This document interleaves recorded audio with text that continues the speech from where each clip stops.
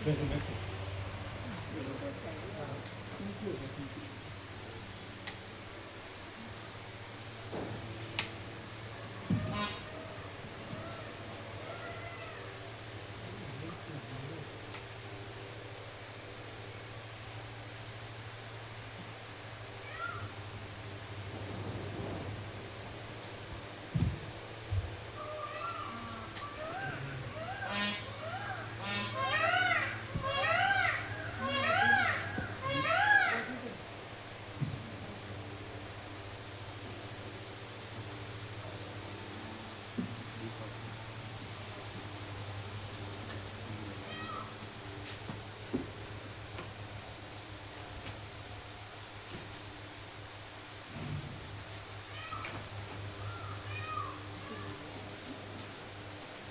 હતા ને પેલા આગલું હતું પછી બીજું નવું લાવ્યા હા પાછળ જાઓ ને પાછું આવી જશે હવે પાછું આગળ પાછું આગળ આવી જશે આગળ ગુજરાત રાખવાની જરૂર નહીં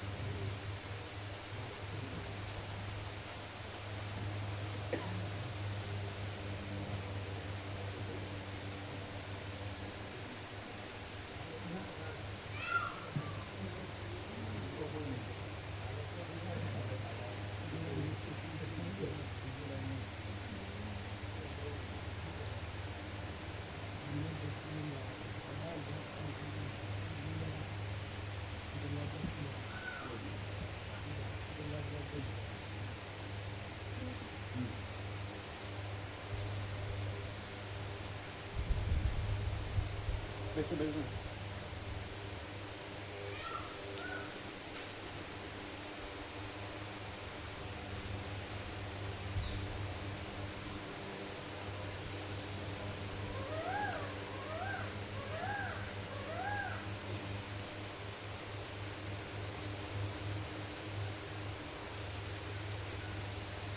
નીચે રાખવાનું છે ને અમે પગ ઉપર લઈ દઈએ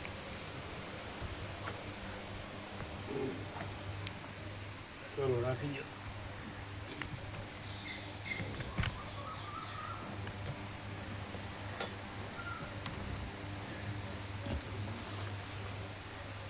બસ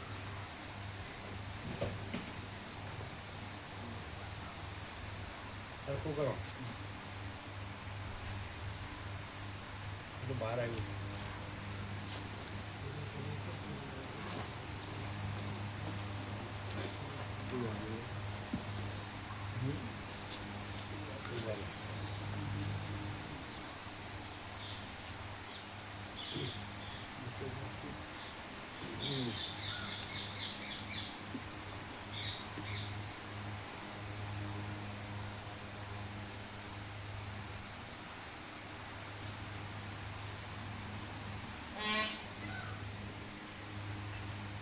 રેકોર્ડર મૂક્યું રેકોર્ડર હાજી મૂક્યું ચાલુ છે હા ચાલુ છે હા લઈ લેજો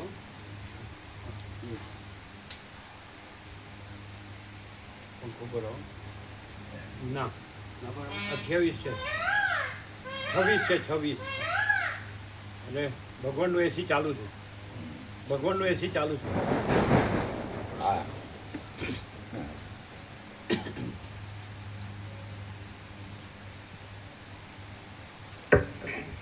ઓમ બરાબર ઓમ બરાબર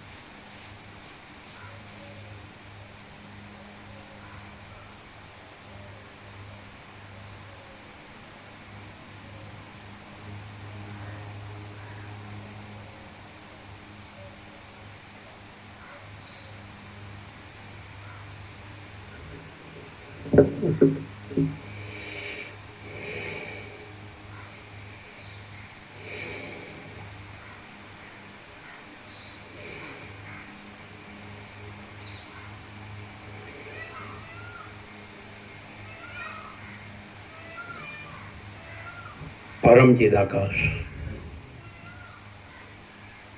परम ज्योति, अखंड ज्योति, महाचिदाकाश, स्वयं प्रकाश, संपूर्ण प्रकाश, पूर्ण ब्रह्म, अनंत तेजघन, अनंत चिदघन,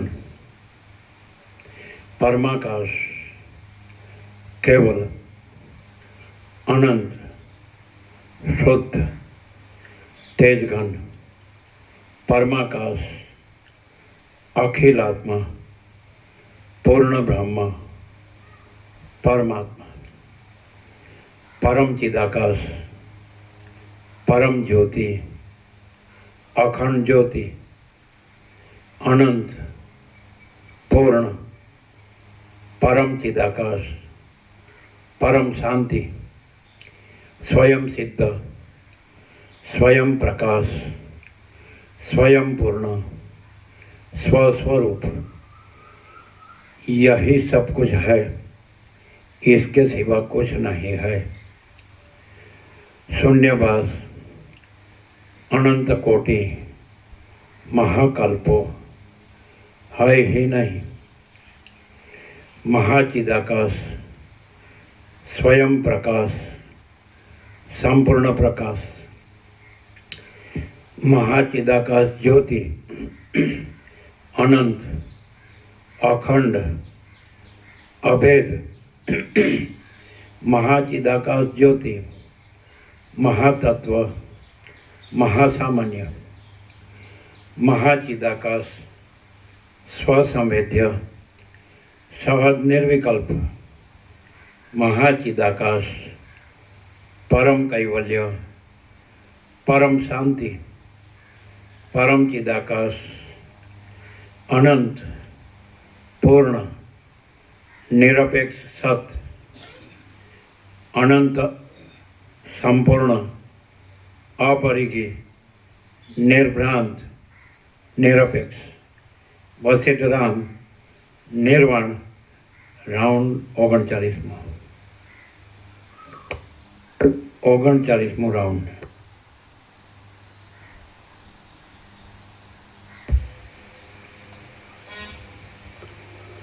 आद्य परब्रह्म सद्गुरु देव की जय। ओम श्री परमात्मने नमः। सद्ग्रंथों शिरोमणि श्री योगवासिष्ठ महारामायण निर्वाण प्रकरण पूर्वार्ध सर्ग 107मो पेज नंबर 1096 पेज नंबर 1096 सर्ग 107मो શીખી ધ્વજની અનાશક્તિ પરીક્ષા પરીક્ષા હવે શબ્દ બરોબર અનાશક્તિ પરીક્ષા કંઈ એને ભોગની ઈચ્છા છે ચુડાલાને એ બાબત નથી. માયાથી એણે એવી રચના કરી એમ એની પરીક્ષા કરો કે આનામાં ભોગની ઈચ્છા છે કે નહીં, અને પરબ્રહ્મ જ રહ્યો છે કે નહીં, તો એ તો પરબ્રહ્મ જ રહ્યો છે, એનામાં ભોગની ઈચ્છા છે જ નહીં. ખ્યાલ આવે? અનાશક્તિ હે ફરીથી એ નીચેનું છેલ્લું અનાશક્તિ.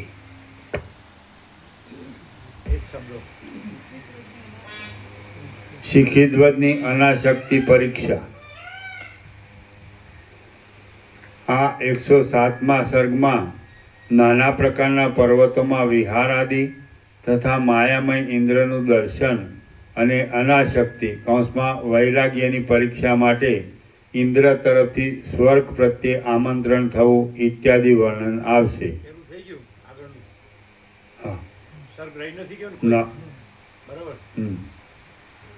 ચુડાલા વિવાહ શ્રી છેલ્લું શ્રી યોગવાસિષ્ઠ મહારામાયણમાં નિર્વાણ પ્રકરણના પૂર્વાર્ધનો ચુડાલા વિવાહ નામનો સર્ગ 106મો સમાપ્ત. 107મો સર્ગ 107મો શિખીધ્વજની અનાશક્તિ પરીક્ષા. વશિષ્ઠ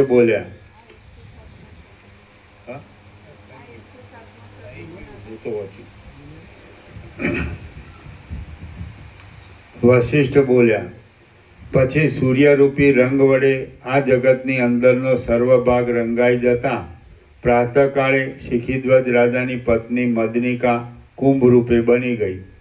એ પ્રમાણે મહેન્દ્રાચલની ગુફામાં રાજા શિખીધ્વજ અને કુંભમુનિ બંને વિવાહ કરીને દેવતાઓના જેવા ભોગો ભોગવનારા પ્રિય દંપતી રૂપ થયા. તે બંને દરરોજ પાકી ગયેલા ફળોના ભારવાળી તથા પુષ્પોથી અને પાંદડાથી શોભતી રંગબેરંગી વનની હારોમાં વિલાસ કરતા હતા.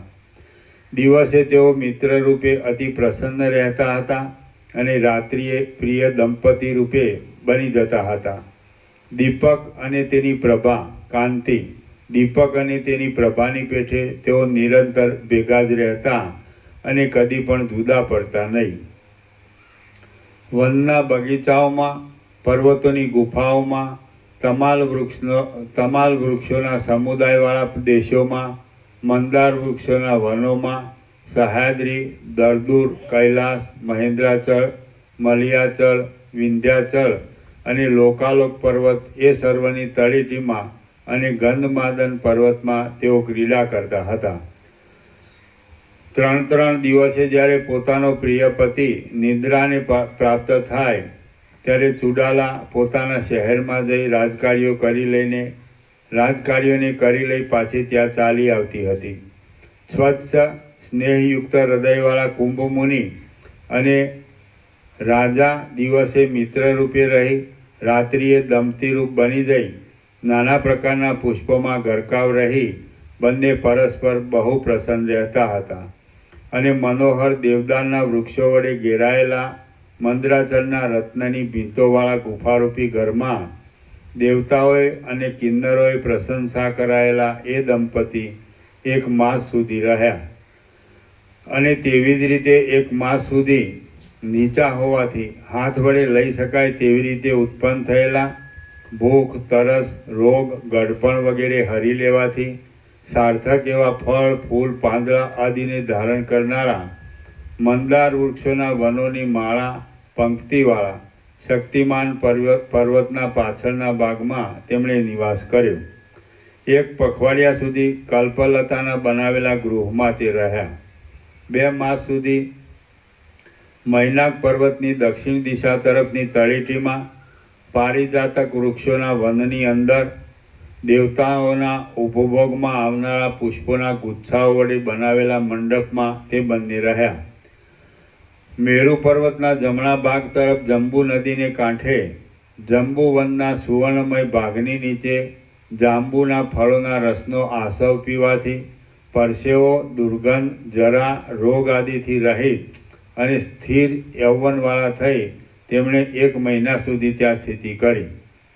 10 દિવસ સુધી ઉત્તર કુરુ તરફના દેશોમાં તે રહ્યા અને 27 દિવસ સુધી ઉત્તર કોસલ દેશમાં તેમણે વાસ કર્યો. એવી જ રીતે બીજા અનેક પર્વતોના અને રાજાઓના દેશોમાં મહાભાગ્યવાને બંને દંપતી દિવસે મિત્ર રૂપે રહેતા હતા અને રાત્રિએ દંપતી રૂપ બની જઈ રહેતા હતા.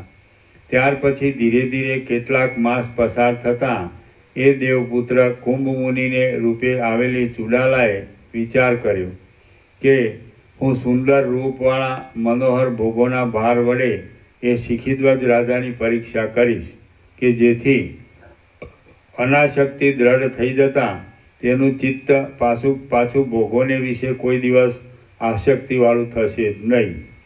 એમ વિચાર કરી ચુડાલાએ માયા વડે એ વનભૂમિમાં દેવતાઓ અને અપ્સરાઓ સહિત ઇન્દ્રને ત્યાં આવેલા દેખાડ્યા.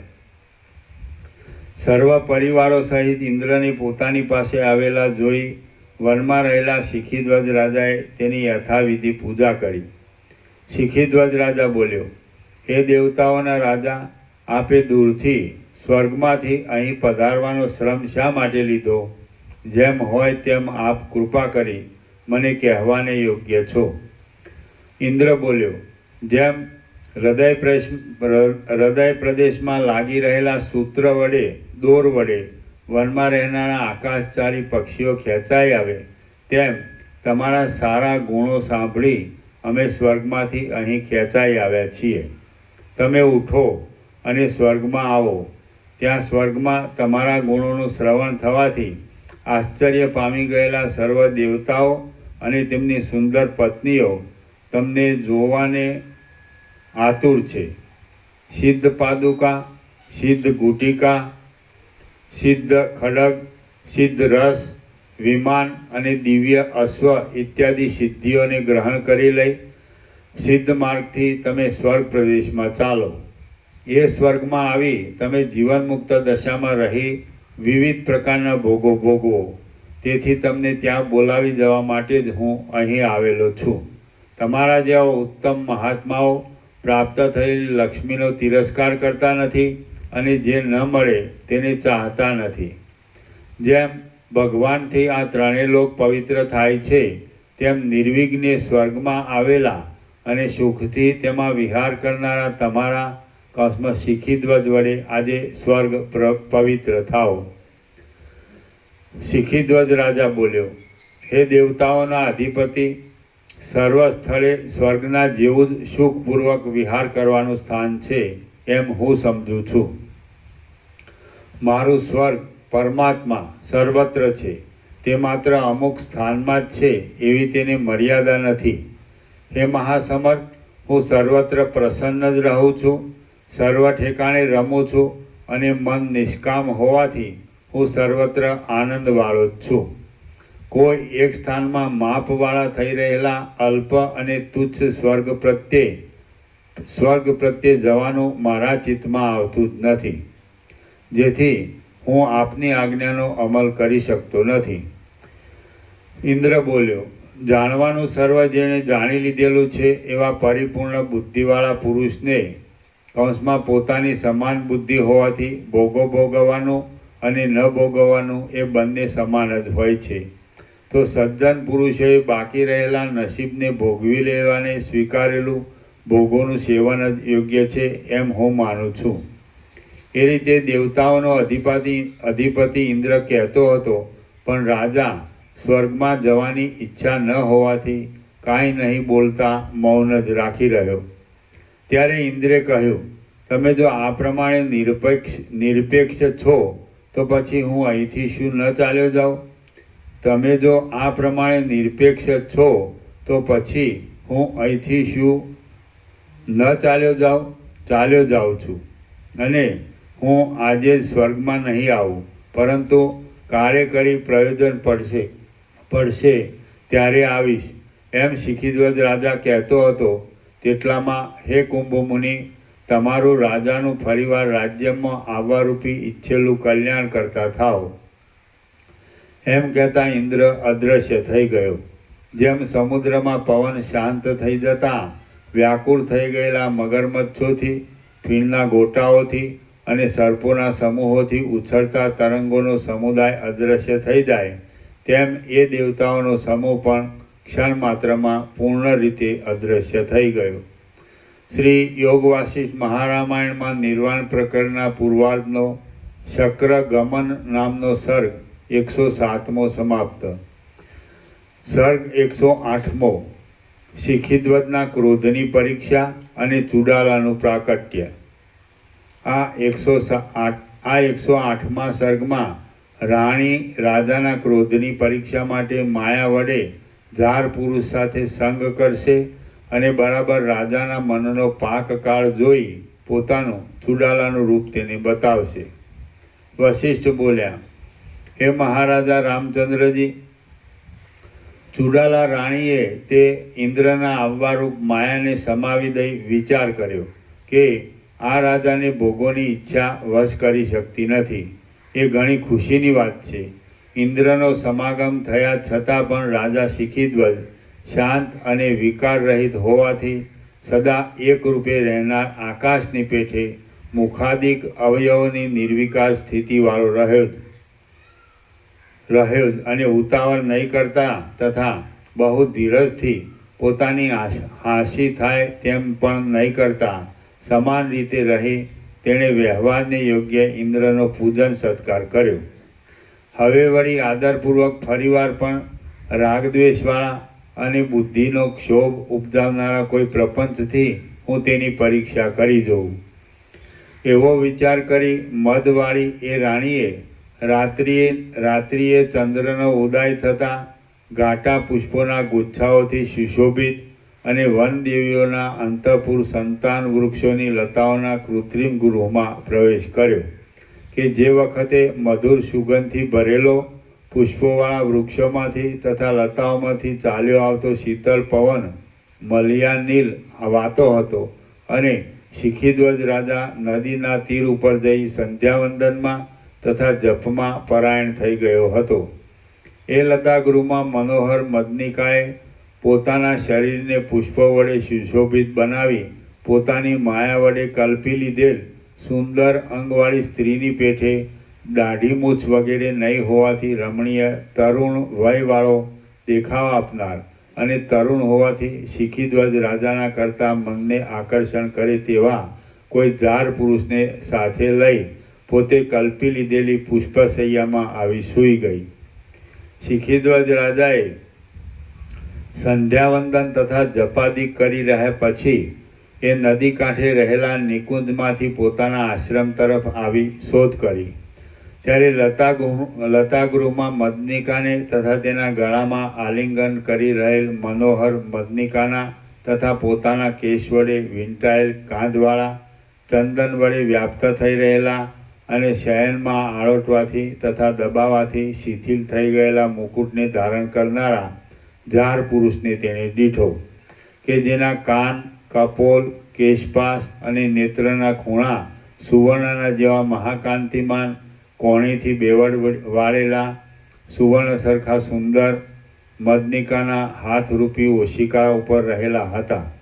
પરસ્પર હસતા ચહેરાવાળું આસક્તિને લીધે એકબીજાના મુખ તરફ જોઈ રહેલું કલ્પલતાઓના વસ્ત્રોથી શોભાવાળું પુષ્પશૈયાને પોતાની કામચેષ્ટાથી ચપર કરનાર કામાતુર વ્યાકુળ થઈ ગયેલું એકબીજાના અવયવોનો સ્પર્શ થવાના બહાનાથી પોતાના પ્રેમને પરસ્પર અર્પણ કરવાનો ડોળ બતાવતું એકબીજાની સામે જોતું સમાન આનંદને ધારણ કરનાર પ્રબળ મદને લીધે મંદતાવાળું પરસ્પર એકબીજાને પુષ્પો વડે પ્રહાર કરતું વક્ષસ્થળથી દબાયેલ સ્તનભાગવાળું એ સ્ત્રી પુરુષનું યુગલ રાજાના જોવામાં આવ્યું. એ જોઈ રાજા શિખીધ્વજ નિર્વિકાર ચિત્તથી ક્રોધ નહીં પામતા પરિપૂર્ણ રીતે સંતુષ્ટ થયો અને તેણે પોતાના મનમાં કહ્યું કે અહો, આ બંને જાર આશક માશુક કેવા સુખપૂર્વક રહેલા છે. પોતાનું રાજાનું દર્શન થવાથી ભયભીત બની ગયેલા એ યુગલને પ્રિય આશક માશુક, તમે તમારી જેમ ઈચ્છા હોય તેમ સુખથી વિહાર કરો, હું તમને વિઘ્ન નહીં કરું, એમ કહી રાજા ત્યાંથી જતો રહ્યો. આ પ્રમાણે એક મુહૂર્ત માત્ર રહી પોતે માયા વડે રચેલા એ પ્રપંચને સમેટી લઈ પોતાના શરીરને સંભોગ વડે ખીલેલું અને આકુળ થયેલું જણાવતી તે રાણી લતાગૃહમાંથી બહાર આવી અને એકાંતમાં સુવર્ણશિલા પર બેઠેલા કાંઈક ખુલ્લા નેત્રવાળા સમાધિસ્થ રાજાને તેણે જોયો. ખેદયુક્ત મ્લાન થઈ ગયેલી અને સુંદર અંગવાળી મદનિકા એ રાજા પાસે આવી લજ્જા વડે પોતાના મુખને નીચું નમાવી ક્ષણ માત્ર મૌનપણે ઊભી રહી. શિખીધ્વજ રાજા ક્ષણવારમાં ધ્યાનમાંથી વિરામ પામી ક્ષોભ વગરની નિર્વિકાર બુદ્ધિ વડે રાણી પ્રતિ નીચે પ્રમાણે અત્યંત મધુર વાક્ય બોલ્યો. હે કોમલાંગી, તું આનંદમાં રમતી હતી તે કેમ જલ્દી વિઘ્નને પ્રાપ્ત થઈ અહીં આવતી રહી? સર્વ પ્રાણી માત્ર આનંદને માટે જ યત્ન કરે છે, માટે તું પાછી ફરીથી જા અને વિવેકવાળા હાવભાવથી તારા મનોહર પ્રિય જારને પ્રસન્ન કર. કેમ કે પરસ્પર ઈચ્છા કરાયેલો સ્વાભાવિક સ્નેહ આ ત્રણેય લોકમાં દુર્લભ છે. હે માનવતી, એ વાતથી મને ઉદ્વેગ પ્રાપ્ત થતો નથી. વિવેકી પુરુષે જે વસ્તુ પોતાને અતિ પ્રિય હોય તે તારી પેઠે બીજાને ઉપભોગમાં આવવાની છે એમ સમજી રાખવું જોઈએ. હે સુંદર અંગવાળી, હું અને કુંભમુનિ એ બે આ સાંસારિક વિષયો તરફ વૈરાગ્યવાન છીએ. તું તો દુર્વાસા ઋષિના શાપથી ઉત્પન્ન થયેલી કુંભમુનિના કરતાં જુદી જ એ બાળ તરુણી છે. માટે તારી જેવી ઈચ્છા હોય તે પ્રમાણે તું ભલે કર. મદનિકા બોલી, હે મહાભાગ્યવાન, આપના કહેવા પ્રમાણે સ્ત્રીઓનો સ્વભાવ ચંચળ હોય છે. પુરુષના કરતાં સ્ત્રીઓમાં 8 ગણો કામ વિશેષ રહે છે. માટે આપ મારા પર કોપ કરવાની યોગ્ય નથી. આપ સંધ્યાવંદન અને જપમાં તત્પર હતા તે વખતે આ ઝાડ પુરુષે આવી મને પ્રાર્થના કરી કે હું કે જે તુચ્છ અબળા જાત છું ને આ ગહન વનમાં રાત્રિને વખતે એકલી શું કરી શકું? પતિને પરાધીન હોવાથી સ્વતંત્રતા વગરની વિવાહિત સ્ત્રી કે યોગ્ય વયવાળી કુમારી એકાંતમાં ઝાડ પુરુષને પ્રાપ્ત થઈ સંભોગ રોકી શકતી નથી. અને કદાચિત દૈવયોગથી આ વેળા ઝાડ પુરુષ સાથે રતિમાં વિઘ્ન પડી જાય તો પોતાના અંગમાં પ્રાણ અને ચિત્ત આદિને સંતાપ થવાને લીધે સ્થિર રાખી શકતી નથી. જો પુરુષને વશ કરી શકે એવી સુંદરતાવાળી સ્ત્રીઓ એકાંતમાં પુરુષ પાસે જાય તો તેનો સમાગમ નહીં થવામાં બીજો કશો પ્રતિબંધ હોતો નથી. પતિ આદિનો ક્રોધ, શાસ્ત્રમાં જણાવેલો પરપુરુષ સંગનો નિષેધ, લોકોના તરફની અપવાદરૂપી નિંદા અને પતિવ્રતાપણું એ કૌંસમાં પ્રબળ કામ વેગ વડે દબાઈ જવાથી શું કરી શકે છે? કાંઈ નહીં. વળી હું બળરહિત બાળક અને મૂઢ સ્ત્રી જાત છું. આપના અપરાધનું પાત્ર થયેલી છું. હે પ્રિય પતિ, આપ તે ક્ષમા કરવાને યોગ્ય છો, કેમ કે આપ જેવા મહાત્માઓ ક્ષમાશીલ હોય છે. શિખીધ્વજ રાજા બોલ્યો, હે તારુણ્યવતી, જેમ આકાશમાં અધ્ધર વૃક્ષ હોતું નથી તેમ મારા ચિત્તમાં ક્રોધ તો છે જ નહીં, પરંતુ માત્ર પરપુરુષનો સંગ સત્પુરુષોએ નિંદેલો હોવાથી હવે ભાર્યા રૂપે તને ઉપભોગ કરવાને હું ઈચ્છતો નથી. હે સુંદર અંગવાળી, વૈરાગ્યથી આપણે બંને વનના અંત ભાગોમાં પ્રથમની પેઠે મિત્રભાવથી નિત્ય ભેગા જ રહી સુખથી ક્રીડા કરીએ. વશિષ્ઠ બોલ્યા, એ પ્રમાણે શિખીધ્વજ રાજા આ ક્રોધકારક પ્રસંગમાં સમાનપણાથી નિર્વિકાર રહ્યો.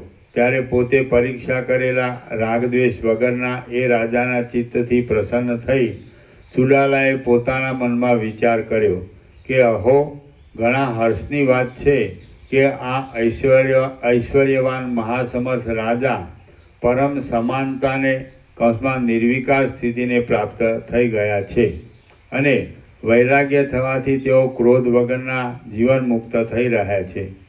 આ રાજાને તે ભોગો તથા મોટી સિદ્ધિઓ પણ પોતાના તરફ ખેંચી શકતી નથી. સુખો, દુઃખો, આપત્તિઓ અને સંપત્તિઓ આ રાજાને વિકારવાન કરી શકતી નથી. મારા વિચારમાં આવતી સર્વ જીવન મુક્તના લક્ષણરૂપ શાંતિ, ક્ષમા, ધૈર્ય, તૃપ્તિ આદિ ઉત્તમ સમૃદ્ધિઓ કેમ જાણે કોઈ બીજા નારાયણનો આશ્રય કરી રહેલી હોય તેમ એક રાજાનો આશ્રય કરી રહી છે. હવે હું મારું બધું વૃત્તાંત એ જીવન મુક્ત રાજાને યાદ કરાવું તથા આ કુંભ મુનિના રૂપનો ત્યાગ કરી ચુડાલા બની જાઉં. એમ વિચાર કરી જેણે યોગના બળે સર્વ પ્રકારની સંપૂર્ણ શક્તિઓ મેળવી છે તેવી એ ચુડાલાએ તે વખતે તત્કાળ મદનિકાના શરીરનો ત્યાગ કરી પોતાનું ચુડાલાનું શરીર રાજાને દેખાડ્યું. યોગની ધારણાવાળી એ ચુડાલા કોઈ સંપુટમાંથી બહાર નીકળ્યાની પેઠે કેમ જાણે મદનિકાના શરીરમાંથી જ પ્રકટ થઈ બહાર નીકળતી હોય તેમ રાજાની પાસે શોભવા લાગી.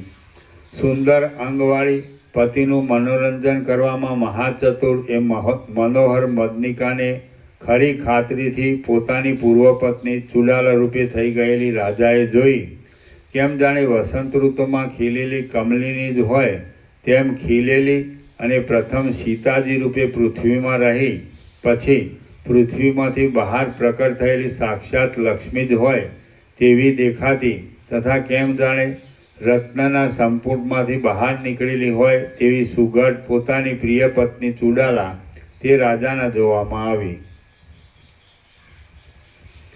શ્રી યોગ વાસિષ્ઠ મહારામાયણમાં નિર્વાણ પ્રકરણના પૂર્વાર્ધનો શિખીધ્વજના ક્રોધની પરીક્ષા ચુડાલાનું પ્રાકટ્ય નામનો સર્ગ 108મો સમાપ્ત.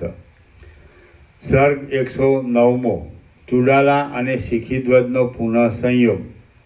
આ 109મા સર્ગમાં રાજા ચુડાલાને જોઈ કેટલુંક પૂછી જોશે અને તે બધું ધ્યાન વડે અનુભવી વિસ્મય પામી પ્રસન્ન થશે. ત્યાર પછી તે ચુડાલાની પ્રશંસા કરી તેને આલિંગન આપી ત્યાં જ રાત્રિ ગાળશે એ કથા કહેવામાં આવશે. વશિષ્ઠ બોલ્યા, પછી પોતાની એ પ્રિય પત્ની ચુડાલાને જોઈ તેના નેત્રો વિસ્મયથી ખીલ્યા છે તેઓ રાજા શિખીધ્વજ આશ્ચર્ય વડે આકુળ થઈ ગયેલી વાણી વડે આ પ્રમાણે બોલ્યો.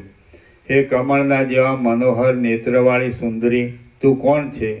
ક્યાંથી અહીં આવી છે? શું તું અહીં જ રહે છે? અને જો અહીં જ રહે છે તો કેટલા વખતથી અને શા માટે અહીં રહેલી છે?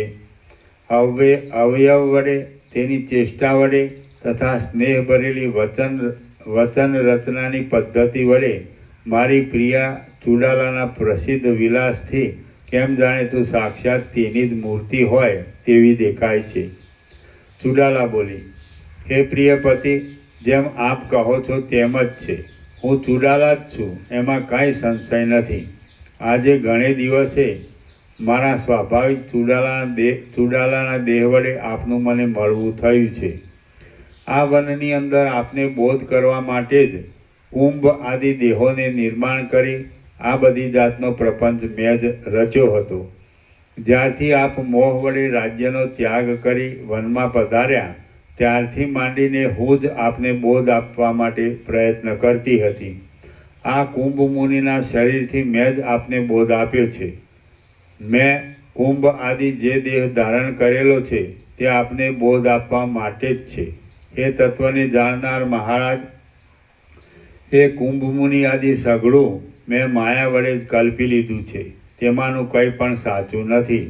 હવે આપ વિદિત વેદ્ય, જાણવાનું સર્વ જેણે જાણી લીધું છે તેવા થયા છો. માટે ધ્યાન વડે એ સર્વ અખંડિત રીતે જોઈ શકશો. તેથી તરત ધ્યાન વડે આપ એ વાતનું અવલોકન કરો. આ પ્રમાણે ચુડાલાના કહેવાથી રાજાએ સિદ્ધ આસન રચી યોગશાસ્ત્ર અનુસાર ધારણાને અનુકૂળ પડે તેવો આસન આદિ વિધિ કલ્પી લઈ રાજ્યના ત્યાગથી માંડી ચુડાલાનું દર્શન થયું ત્યાં સુધીનું પોતાનું સર્વ વૃત્તાંત વિશેષપણાથી કરેલા ધ્યાન વડે બરાબર ચોખ્ખી રીતે જોયું. રાજ્ય ત્યાગથી આરંભી વર્તમાન ક્ષણના ક્રમ સુધી પોતાનું સર્વ વૃત્તાંત રાજાએ મુહૂર્ત માત્ર ધ્યાન કરી જોઈ લીધું. એ સર્વ જોઈ રાજા સમાધિમાંથી જાગૃત થયો. સમાધિમાંથી ઉઠેલા અને હર્ષથી ખીલેલા નેત્રકમળવાળા એ રાજાએ જેને હર્ષના રોમાંચ થયેલા છે તેવા પોતાના બંને હાથને વેગથી પહોળા કરી કેમ જાણે પોતાના અવયવો લજ્જાથી તથા હર્ષથી ગળી જતા હોય તેમ ઈચ્છાપૂર્વક ઘાટા સ્નેહથી નેત્રમાંથી હર્ષાશ્રુ પાડતા ઘણા વખત સુધી પોતાની પ્રિયા ચુડાલાનું નોળિયો જેમ પોતાની પ્રિયાનું આલિંગન કરે તેમ આલિંગન કર્યું. એ બંનેના આલિંગનમાં જે કાંઈ અવર્ણનીય શૃંગાર રસનો ભાવ ઉત્પન્ન થયો તે વાસુકીની જીભથી પણ વર્ણવી શકાય તેવો ન હતો. સ્વર્ગમાં અમાવાસ્યાને દિવસે પરસ્પર મળી જઈ એક રૂપે થઈ રહેલા સૂર્યચંદ્રની પેઠે અને મેલા શરીરવાળા બનાવેલા માટીના બે પૂતળાની પેઠે તથા એક શિલામાં સાથે જ આલેખાયેલી બે મૂર્તિની પેઠે શિલામાં એ બંને પ્રિય પતિ પત્ની ઘણા કાળ સુધી આલિંગન વડે મળેલા જ રહ્યા. એ બંને પ્રિય પતિ પત્ની એ એક મુહૂર્ત માત્ર પછી જેમાંથી પરસેવાનું જળ ટપક્યા કરે છે તેવા અને રોમાંચો ખડા થઈ જવાથી સ્થૂળ જણાતા પોતાના હાથ ધીરે ધીરે કાંઈક શિથિલ કર્યા. અમૃત વડે પૂર્ણ હૃદયવાળા આનંદના વેગથી મન જડ થઈ જવાને લીધે માનસિક વિકારો નહીં જણાયાથી શૂન્ય હૃદયના જેવા જણાતા એ બંને જણા હાથને મૂકી દઈ લક્ષ્ય અર્થાત જોવાના વિષય તરફ લોચન સ્થિર ન રહી શકે તેમ ઊભા રહ્યા. ઘાટા આનંદથી વ્યાપ્ત થઈ ગયેલા એ રાજાએ ક્ષણ માત્ર મૌનપણે ઊભા રહી દાઢી ઉપર હાથ રાખી વિવેક વડે ચતુરાઈ ભરેલી રીતે પોતાની પ્રિયાને કહ્યું કે પોતાની કુલીન કાંતાનો મનોહર અત્યંત મધુર અને સ્નેહવાળો પવિત્ર પ્રેમરસ અમૃતના કરતાં પણ અધિક સ્વાદિષ્ટ છે. તું કે જે અતિ કોમળ અંગવાળી અને બાલચંદ્રમાના જેવી અતિ રમણીય છે, તેણે પોતાના પતિને મને પરમ પુરુષાર્થની મોક્ષની સિદ્ધિ થાય તેવા હેતુથી કેટલો બધો મહાદારુણ કલેશ સહન કર્યો, તેમજ દુઃખ વડે માંડ તરી શકાય એવા આ સંસારરૂપી ખાડામાંથી મને જે સ્નેહાર્દ્ર બુદ્ધિથી પાર ઉતાર્યો તેને પણ કોની ઉપમા આપી શકાય? કશાની નહીં. અરુંધતી, ઇન્દ્રાણી, પાર્વતી, સાવિત્રી, લક્ષ્મી અને સરસ્વતી એ બધા તારા ગુણો પાસે પોતાના ગુણોની શોભાથી હલકા જેવા દેખાય છે. હે સુંદર અંગવાળી, ધી, સ્ત્રી, ધી, શ્રી, કાંતિ, ક્ષમા, મૈત્રી, કરુણા આદિ દક્ષ કન્યાઓ કે જેઓ આકાર વડે મનને હરણ કરનારી સ્ત્રીઓમાં શ્રેષ્ઠ ગણાય છે, તેઓમાં તું કેમ જાણે સર્વથી શ્રેષ્ઠ હોય તેવી જણાય છે. પરમ દ્રઢ નિશ્ચયથી તે મને બોધ આપ્યો છે, જ્ઞાન ઉત્પન્ન કર્યું છે, તો કયો બદલો વાળું કે જેથી તારું ચિત્ત પ્રસન્ન થાય?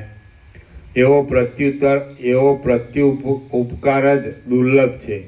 મોહમાં ડૂબી ગયેલા પોતાના પતિને અંત વગરના જંગલના કરતાં પણ અનાદિકાળથી ખૂબ જ ભયંકર મોહમાંથી તારી ઉદ્યોગવાળી કુલીન કાંતાઓ પાર ઉતારે છે. જેવી રીતે સ્નેહવાળી કુળવાન સ્ત્રીઓ પતિને મોહમાંથી પાર ઉતારે છે, તેવી રીતે શ્રવણ કરેલો શાસ્ત્રોનો અર્થ કે ગુરુમંત્ર આદિ પાર ઉતારી શકતા નથી. એક કુલીન પત્ની જ પતિને સખા, ભાઈ, સંબંધી, નોકર, ગુરુ, મિત્ર, ધન, સુખ, શાસ્ત્ર, ગૃહ અને દાસ એ સર્વરૂપ છે. સદાકાળ સર્વ યત્ન વડે કુલીન કાંતાઓ પૂજવા લાયક છે. તેઓમાં બંને લોકનું, આ લોકનું તથા પરલોકનું સર્વ સુખ સારી રીતે રહેલું છે. તું જે આ સંસાર સાગરના પારને પામી ગયેલી છે અને નિષ્કામ છે, તેના આ ઉપકારનો બદલો હું શી રીતે વાળી શકીશ? લોકમાં હું તને કુલીન કાંતા ગણું છું અને જગતમાં પ્રસિદ્ધિ પામેલી સર્વ કુલીન સ્ત્રીઓને તે હમણાં આ તારા ઉત્તમ કૃત્યથી જીતી લીધેલી છે. કુળવાન સ્ત્રીઓની સુજનતા આદિ ગુણોની ચર્ચામાં તું પ્રથમ પંક્તિમાં ગણાઈશ.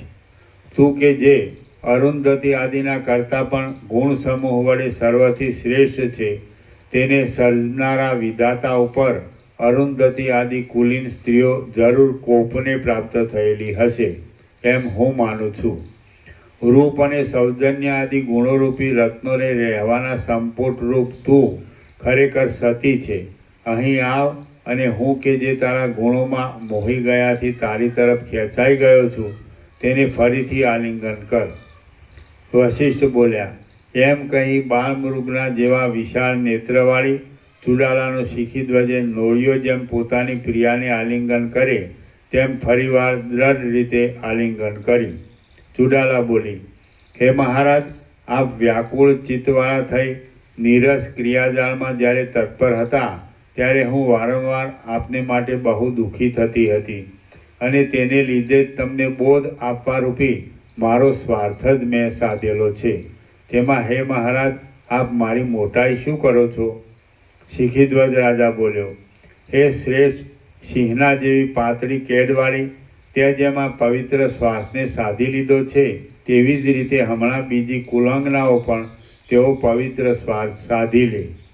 ચુડાલા બોલી, હે મહાસમર્થ પ્રિય પતિ, તમે જગતરૂપી જાળના પરમ અવધિરૂપ પરમાત્મામાં શાંતિ પામી શું બોધવાન થયા?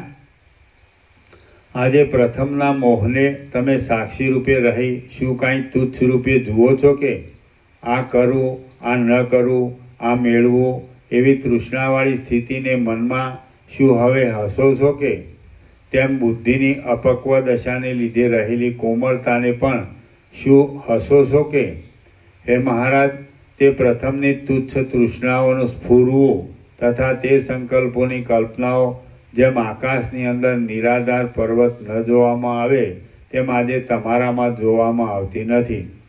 હે પ્રિય મહાસમર્થ રાજા, શું તમે હવે સર્વ વાત સમજી ગયા કે હમણાં તમે કોનામાં નિષ્ઠા રાખી રહ્યા છો તથા શી ઈચ્છા લેખો છો? પહેલાં થયેલા દેહના વ્યવહારોને તમે સત્ય કે તુચ્છ લેખો છો?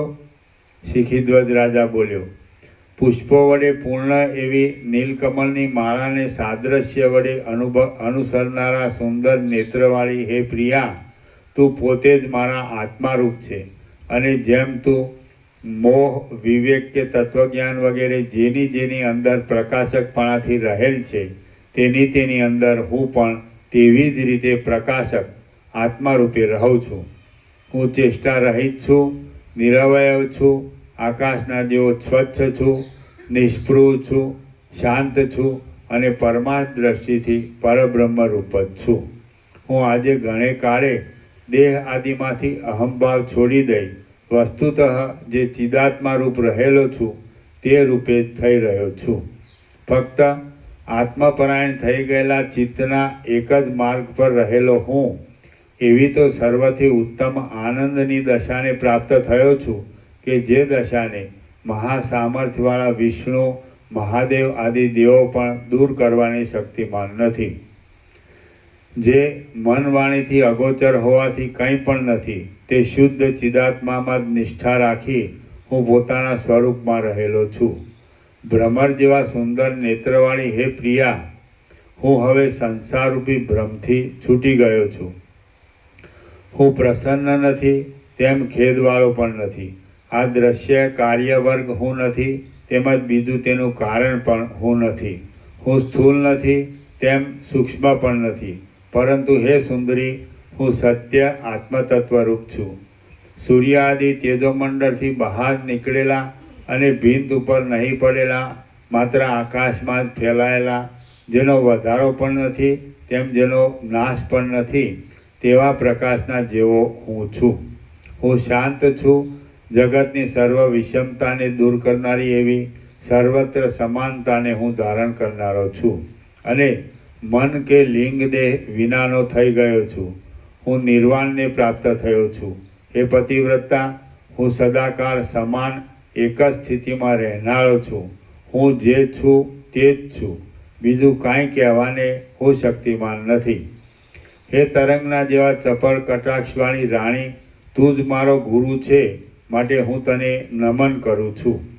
વિશાળ નેત્રોવાળી પ્રિયાની મહેરબાનીથી હું આ સંસાર સાગરને તરી પાર ઉતર્યો છું. 100 વાર ધમણથી 100 વાર અગ્નિમાં ધમેલા સુવર્ણની પેઠે હવે હું ફરીવાર મેલવાળો થઈશ નહીં. હું શાંત, સ્વસ્થ, કોમળ, પોતાના સ્વરૂપની નિષ્ઠામાં અત્યંત ઉદ્યોગી, વૈરાગ્યવાન, વાસનારહિત બુદ્ધિવાળો અને સર્વને પાર કરી ગયેલો અને આકાશની પેઠે સર્વમાં રહેલો છું. ચુડાલા બોલી, હે મહાધૈર્યવાન, સમર્થ, મહાબુદ્ધિમાન, હૃદયપ્રિય પ્રાણપતિ, જો એમ જ હોય તો હમણાં તમને શી વાતમાં રુચિ થાય છે તે કહો. શિખીધ્વજ રાજા બોલ્યો, અમુક વસ્તુ મારે જોઈએ કે નહીં તે હું જાણતો નથી, તેમ મને કાંઈ રુચિ છે તેમ પણ નથી. હે કોમલાંગી, તું જે પ્રમાણે આચરણ કરે છે તે પ્રમાણે હું તારા વિચાર પ્રમાણે જ કોઈ વખત વ્યુત્થાન કાળમાં જાણું છું. હે પ્રિયા, જે તારા મનમાં આવતું હોય તે સર્વ કોઈ જાતના વિઘ્ન વિના ભલે થાઓ. હું આકાશના જેવો નિર્લેપ હોવાથી કોઈ જાતનો યોગ્ય સંયોગ કરવાનું જાણતો નથી. માટે હે પ્રિયા, તું જે કાંઈ કર્તવ્ય જાણતી હોય તે જ ભલે કર. મણિ જે પ્રમાણે પોતાનામાં પ્રતિબિંબને ધારણ કરે તે પ્રમાણે હું પણ એ તારા કર્તવ્યને જ સારા નરસા આદિ ભાવથી રહિત શુદ્ધ ચિત્ત વડે જે મળ્યું તેમાં આનંદ પામી ધારણ કરી લઈશ. હું એ વિશે કાંઈ સ્તુતિ કે નિંદા નથી કરતો, તેથી તારી ઈચ્છા હોય તેમ તું ભલે કર. ચુડાલા બોલી, હે મહાબાહુ, જો એમ જ હોય તો પછી તમે મારો મત સાંભળો. એ મત સાંભળી લઈ હે જીવનમુક્ત બુદ્ધિવાળા રાજા, એ જ પ્રમાણે તમે આચરણ કરવાને યોગ્ય છો. અજ્ઞાનનો નાશ થવાથી આપણ બંનેમાં સર્વ ઠેકાણે એક જ તત્વ રહેલું છે એવું જાણીએ છીએ, અને આપણે નિષ્કામ હોવાથી આકાશની પેઠે નિર્વિકાર તથા નિર્લેપ છીએ. જેથી આપણને રાજ્ય આદિની ઈચ્છા છે તેવી જ તેની ઉપેક્ષા પણ છે. યથાપ્રાપ્ત વર્તવું એ જ આપણે માટે ઉચિત છે. ચક્ષુ આદિ ઇન્દ્રિયો તથા પ્રાણને પોતપોતાના વિષયો તરફ ખેંચી લેવાથી આત્મામાં શું વિશેષ થાય છે? કાંઈ નહીં. સાધનકાળમાં જો કે તેની જરૂર છે, તો પણ આત્મામાં કે જે વૃદ્ધિ અને નાશથી રહિત છે તેમાં તેથી કાંઈ સુધારો વધારો થતો નથી. અને સિદ્ધાવસ્થાવાળાને તો સર્વ સમાન જ નિષ્ક્રિય અને અસંગ ચૈતન્યરૂપ થયેલો કયો પુરુષ દેહ ઇન્દ્રિયોમાં અધ્યાસ વડે તે સ્વરૂપને માની લઈ નસીબ પ્રમાણે આવી પડતા ભોગોનો અનાદર કરે? કોઈ ન કરે. માટે હે પુરુષ શ્રેષ્ઠ, પ્રારબ્ધના ભોગ માત્રથી એ ભોગના આદિમાં, અંતમાં કે મધ્યમાં આપણે જે સ્વભાવવાળા હતા તે જ સ્વભાવવાળા માત્ર મોહને ત્યજી દઈને કે માત્ર બાકી રહેલા નસીબને ભોગ વડે ઓછું કરવા માગીએ છીએ. આપણે કંઈ બદલાઈ ગયા નથી, તેમ હવે બદલાઈ જઈશું પણ નહીં. તો હવે બાકી રહેલ આયુષ્યને રાજ્ય ભોગ વડે ગાળી ક્રમે કરી કોઈ કાળે પ્રારબ્ધ ક્ષય થયેથી આપણે વિદેહ મોક્ષને પ્રાપ્ત થઈ જઈશું. શિખીધ્વજ રાજા બોલ્યો, હે ચંચળ પ્રિયા, આપણે આદિ, અંત અને મધ્યમાં કેવા છીએ અને માત્ર અવશેષ રહેલા એક પદાર્થને ત્યજી દઈ કેમ રહીએ? એ તું કહે, તે તું કહે. ચુડાલા બોલી, હે નૃપશ્રેષ્ઠ, આપણે ભોગના આદિકાળમાં, અંતમાં અને મધ્યકાળમાં સ્થૂળ દ્રષ્ટિથી રાજા જ છીએ. માત્ર શેષ રહેલા એક મોહને મૂકી દઈ પાછા તે રાજા જ થઈએ. માત્ર શેષ રહેલા એક મોહને મૂકી દઈ પાછા તે રાજા જ થઈએ. તમે પોતાના નગરમાં જ રાજા થાવ અને પોતાના સિંહાસન ઉપર બિરાજો. હું સર્વ પટરાણીઓમાં ભૂષણરૂપ એવી તમારી મુખ્ય પટરાણી થઈશ.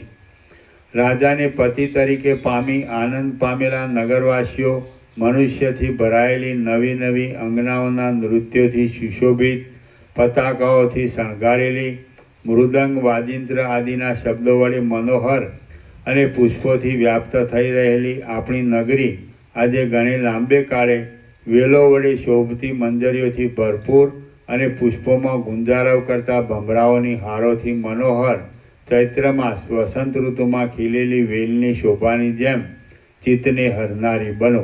વશિષ્ઠ બોલ્યા, જેને ચુડાલાએ એ પ્રમાણે કહ્યું હતું એવો રાજા શિખીધ્વજ હસીને શાંતપણાથી શીતળ રહી નીચે પ્રમાણે ક્ષોભ વગરના મધુર વાક્યો બોલ્યો. શિખીધ્વજ રાજા બોલ્યો, હે વિશાળ નેત્રવાળી પ્રિયા, જો એમ હોય તારે મારી સાથે રહી ભોગ ભોગવવાની ઈચ્છા હોય તો આપણને સ્વર્ગમાં સિદ્ધ લોકોના ભોગની લક્ષ્મી આધીન જ છે. તો પછી આપણે સ્વર્ગમાં જ શા સારું ન રહીએ?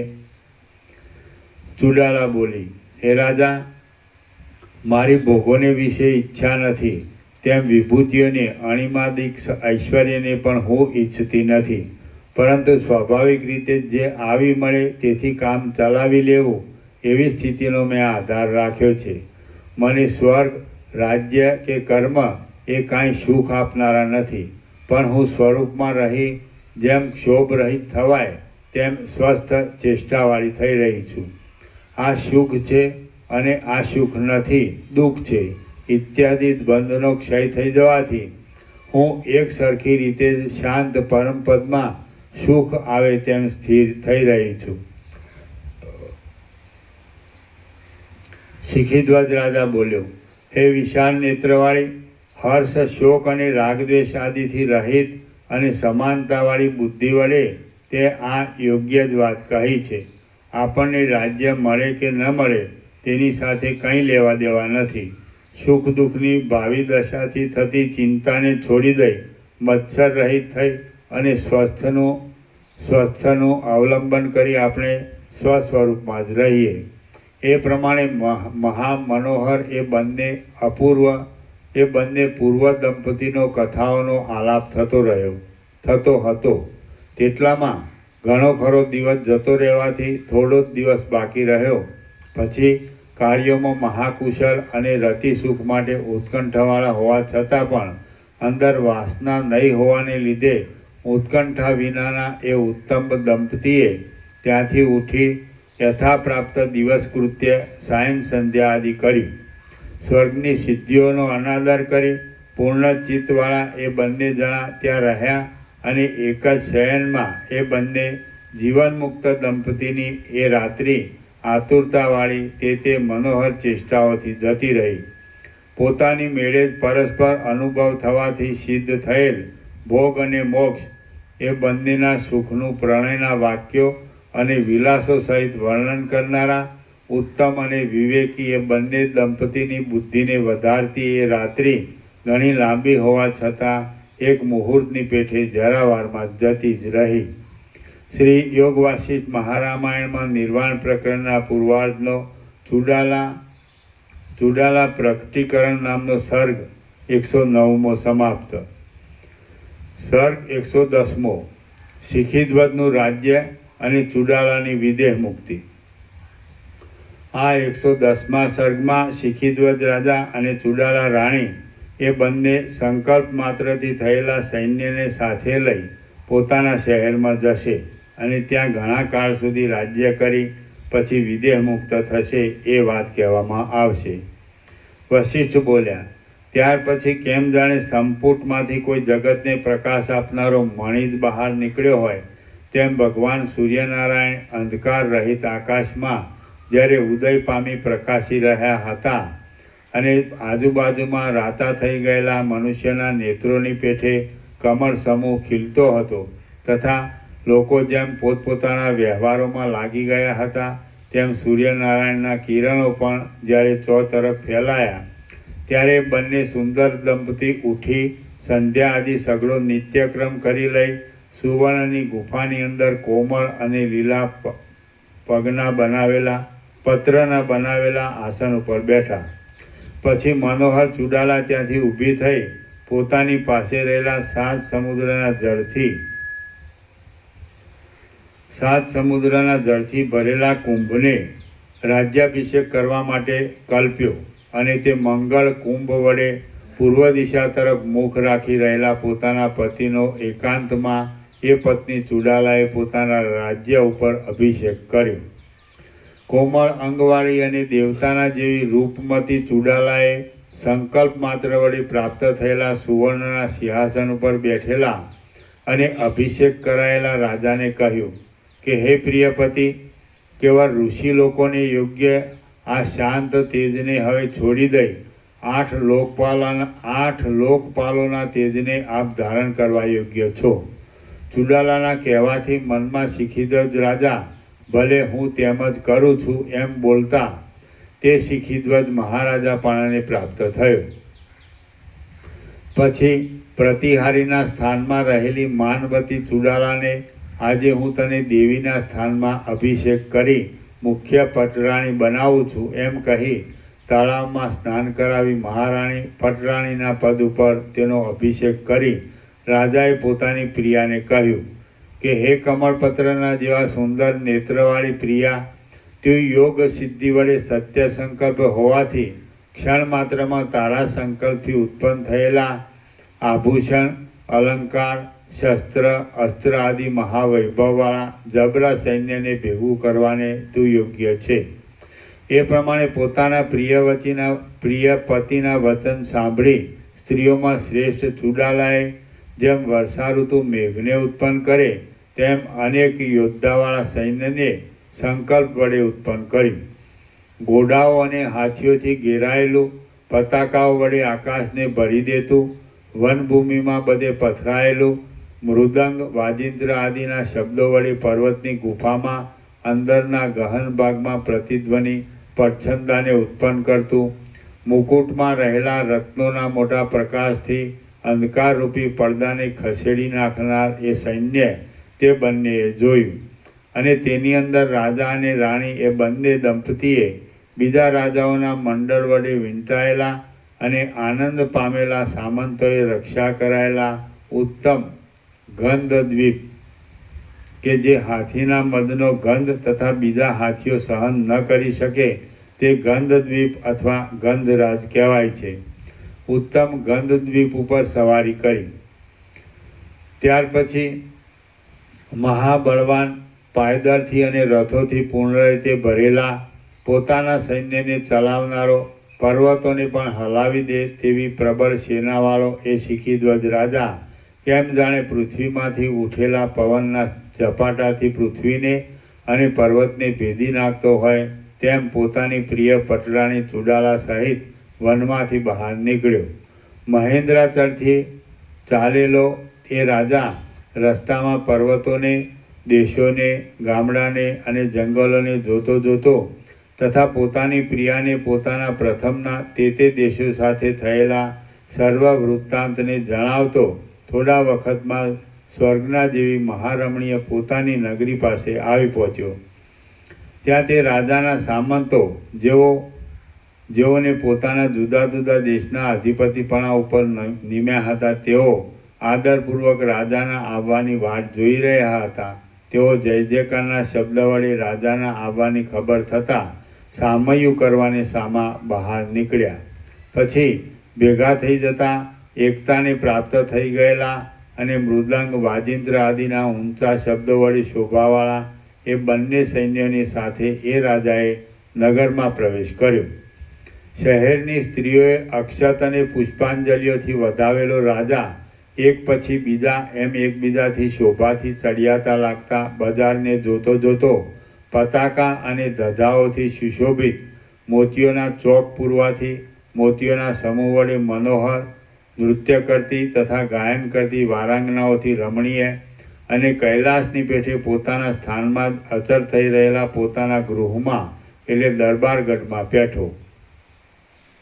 એ દરબારગઢમાં રાજાને યોગ્ય દહીં, દુર્વા, અક્ષત, શંખ, વીણા, છત્ર, ચામર આદિ અનેક જાતના મંગળ પદાર્થો રાખવામાં આવ્યા હતા. ત્યાં જઈ નમ્રતાવાળા સર્વ કારભારી મંડળ વગેરેનું તેણે સારી રીતે સન્માન કર્યું. 7 દિવસ સુધી રાજાએ પોતાના શહેરમાં અત્યંત મોટો ઉત્સવ કર્યો અને પોતે અંતઃપુરમાં રહી પોતાના રાજકાર્યો કર્યા. હે રામચંદ્રજી, એ રાજા 10,000 વર્ષ સુધી ભૂતળમાં રાજ્ય કરી ચુડાલાની સાથે દેહ ધારણથી વિરામ પામ્યો. વિદેહ મુક્તિના સુખને પ્રાપ્ત થયો. હે રામચંદ્રજી, એ રીતે દેહ આદિમાં જેને દોષ દ્રષ્ટિ છે તેને લીધે સ્નેહ રહિત એ મહાબુદ્ધિશાળી રાજા સ્નેહ વિનાના કંસમાં તેલ વગરના દીવાની પેટે દેહનો ત્યાગ કરી પુનર્જન્મ નહીં થવા માટે નિર્વાણને પામી ગયો. 10,000 વર્ષ સુધી સમદ્રષ્ટિપણાથી ચુડાલા સહિત પોતાના રાજ્યમાં સ્મરણ કરી તે નિર્વાણ પદને પામ્યો. વિદેહ મુક્ત થયો. ભયથી અને ખેદથી રહિત થઈ ગયેલા, અભિમાન અને મત્સર વિનાના, પ્રકૃત પ્રસંગ પ્રાપ્ત સ્વાભાવિક કાર્યોને આચરનારા, ભોગવી લીધેલા ભોગો વિશે વિરક્ત બુદ્ધિવાળા એ આર્ય રાજાએ સર્વમાં સમાન બુદ્ધિ રાખી જ્ઞાન વડે વૃત્તિને જીતી લઈ 10,000 વર્ષ સુધી એક છત્રે રાજ્ય કર્યું.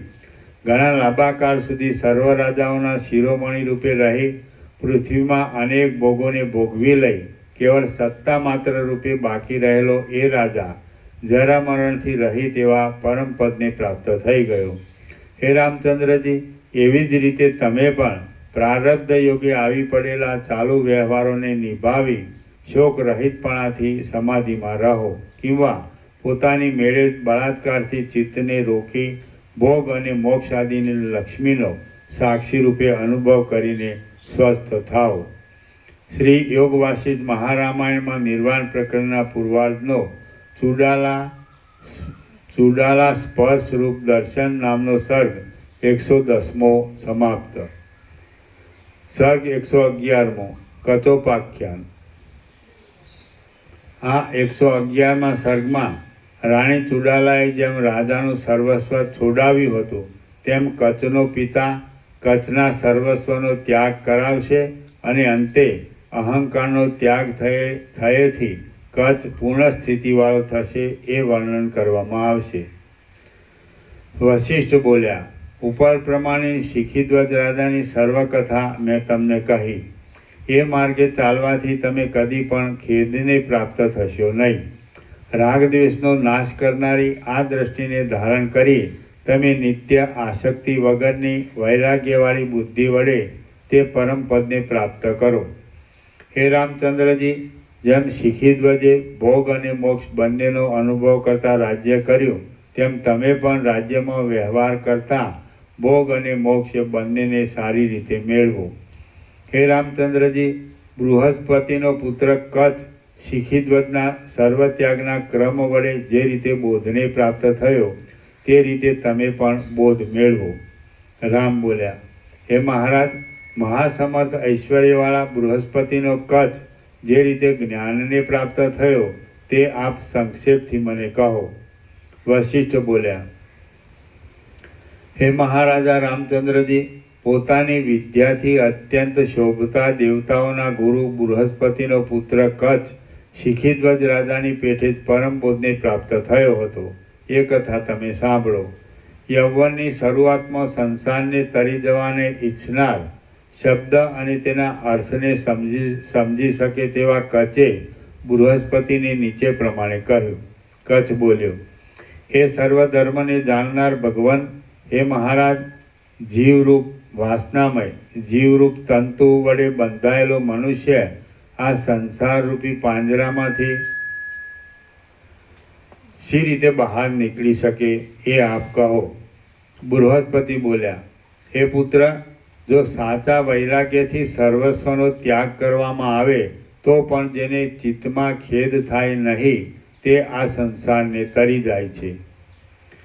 બૃહસ્પતિ બોલ્યા, હે પુત્ર, જો સાચા વૈરાગ્યથી સર્વસ્વનો ત્યાગ કરવામાં આવે તો પણ જેને ચિત્તમાં ખેદ થાય નહીં તે આ સંસાર સાગરને તરી જાય છે. વશિષ્ઠ બોલ્યા, એ પ્રમાણે પિતાના પરમ પવિત્ર વચન સાંભળી કચ્છ સર્વનો ત્યાગ કરી એકાંત વનમાં ચાલ્યો ગયો. બૃહસ્પતિને તેના જવાથી કશો શોક થયો નહીં, કેમ કે મહાન પુરુષો સંયોગ અને વિયોગના સંબંધમાં મેરુના જેવું દ્રઢ અને મોટું મન રાખનારા હર્ષ શોક રહિત હોય છે. હે નિષ્પાપ રામચંદ્રજી, પછી 8 વર્ષ જતા રહ્યા બાદ કોઈ મોટા જંગલમાં કચ્છ ફરીવાર પોતાના પિતા બૃહસ્પતિની પાસે આવ્યો. પોતાના પિતાનું પૂજન કરી અભિનંદન કરી રહ્યા બાદ પુત્રને કચ્છને આલિંગન કરી રહેલા એ બૃહસ્પતિને મનોહર વાણી વડે ફરીથી કચ્છે આ પ્રમાણે પૂછ્યું. કચ્છ બોલ્યો, હે પ્રિય પિતાજી, આજે મને સર્વત્યાગ કરે 8 વર્ષ થયા તો પણ સ્તુતિપાત્ર શાંતિને હું મેળવી શક્યો નથી. વશિષ્ઠ બોલ્યા, એ પ્રમાણે તે અરણ્યની અંદર કચ્છ પિતા પ્રત્યે દુઃખી વચનો કહેતો હતો તેટલામાં તો તું સર્વનો ત્યાગ કર એમ કહી બૃહસ્પતિ આકાશ તરફ ચાલ્યા ગયા. બૃહસ્પતિ જતા રહ્યા પછી કચ્છે પોતાના દેહ ઉપરથી વલ્કલ આદિનો પણ ત્યાગ કરી દીધો અને ચંદ્રમા, વાદળા, સૂર્ય તથા તારાઓ વિનાના શરદ ઋતુના આકાશ જેવો દિગંબર થઈ રહ્યો. તે દિગંબર બની તાડ, તડકો અને વરસાદથી બચવા કોઈ પર્વતની ગુફામાં રહેતો હતો. તેણે પોતે એકલાએ શરીરને શાંત અને શૂન્યપણે ધારણ કરી રાખી શ્વાસોશ્વાસ લેતા દિશાઓના અંત ભાગોમાં ફરવા માંડ્યું. એ રીતે 3 વર્ષ વીતી ગયા પછી એ કચ્છ પાછો ઉદાસીન ચિત્તે કોઈ જંગલની અંદર એ જ પોતાના પિતા અને ગુરુ બૃહસ્પતિને મળ્યો. ભક્તિ વડે સર્વ પૂજાનો ક્રમ પૂરો કરી લઈ પુત્રને પોતાને આલિંગન કરી રહેલા પોતાના પિતાને ખેદથી ગદગદ થઈ ગયેલી વાણી વડે કચ્છે ફરીવાર પૂછ્યું. કચ્છ બોલ્યો, હે પિતાજી, મેં સર્વ કંથા અને વેણુલતા, કમંડલો, દર્ભાસન, મૃગચર્મ આદિનો પણ ત્યાગ કર્યો, તથાપિ હજી મને પોતાના પરમપદમાં શાંતિ મળી નથી. માટે હવે હું શું કરું? બૃહસ્પતિ બોલ્યા, હે પુત્ર, ચિત્ત સર્વથી પર કહેવામાં આવે છે. તેનો ત્યાગ કરવાથી તું અપૂર્વ શોભાવાળો થઈશ. સર્વવેદતા પુરુષોએ ચિત્તનો ત્યાગ એ સર્વ ત્યાગ છે એમ નિશ્ચયપૂર્વક જાણેલું છે. વશિષ્ઠ બોલ્યા, બૃહસ્પતિ એ પ્રમાણે પુત્રને કહી વેગ વડે આકાશ તરફ ઉડ્યા અને કચે કોઈ જાતનો બુદ્ધિમાં ખેદ લાવ્યા વિના ત્યાગ કરવા સારું ચિત્તને શોધવા માંડ્યું. જ્યારે જંગલમાં બહુ વિચાર કરવા છતાં પણ એ કચ્છ ચિત્તને જાણી શક્યો નહીં, ત્યારે બુદ્ધિ વડે તેણે પોતાના પિતાજીનું ચિંતન કર્યું અને ત્યાં પિતાજી પાસે જવાનું ધાર્યું. દેહ આદિ પદાર્થનો સમૂહ કાંઈ ચિત્ત શબ્દથી કહેવાતો નથી, તેમ એ દેહાદિક શું ચિત્તનું છે અથવા તો ચિત્ત પોતે જ ક્યાં છે? આવા સંદેહને લીધે નિરપરાધી એ દેહાદિનો હું શા માટે વૃથા ત્યાગ કરું? ચિત્તરૂપી મહાશત્રુને ઓળખવા માટે હું પાછો પિતાજી પાસે જાઉં અને ચિત્તને ઓળખી લઈ તત્કાળ એ ચિત્તનો ત્યાગ કરું તથા સંતાપ રહિત શાંતિવાળો થઈને રહું. વશિષ્ઠ બોલ્યા, એ પ્રમાણે વિચાર કરી કચ્છ સ્વર્ગ પ્રત્યે ગયો અને બૃહસ્પતિ પાસે જઈ સ્નેહપૂર્વક વંદન કરી પ્રણામ કર્યા તથા બૃહસ્પતિને એકાંતમાં પૂછ્યું કે હે મહારાજ, ચિત્ત શું છે તે આપ કહો. એ ચિત્તનું સ્વરૂપ કૃપા કરી આપ મને બતાવો કે જેથી હું તેનો ત્યાગ કરું. બૃહસ્પતિ બોલ્યા, ચિત્તના સ્વરૂપને જાણનારા વિવેકી પુરુષો પોતાના અહંકારને જ ચિત્ત કહે છે. મનુષ્યની અંદર હું એવો જે ભાવ રહ્યો છે તે અહંકાર જ ચિત્ત કહેવાય છે.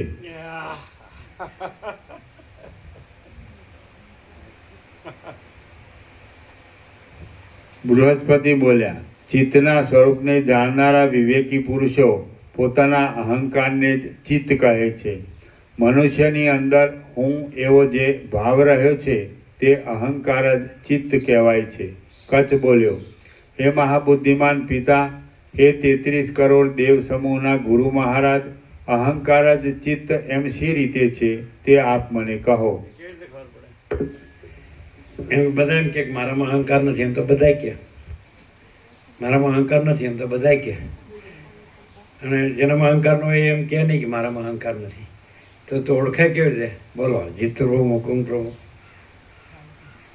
બધા એમ જ કે મારામાં અહંકાર નથી, એમ જ માને અને એમ કે ખરા, બતાડે ખરા એમ કે મારામાં અહંકાર નથી. અને જેનામાં અહંકાર હોય ન હોય તો એમ ન કે મારામાં અહંકાર નથી. તો પેલો એમ કે મારામાં અહંકાર નથી કાયમ, તો એ કેવી રીતે ઓળખાય?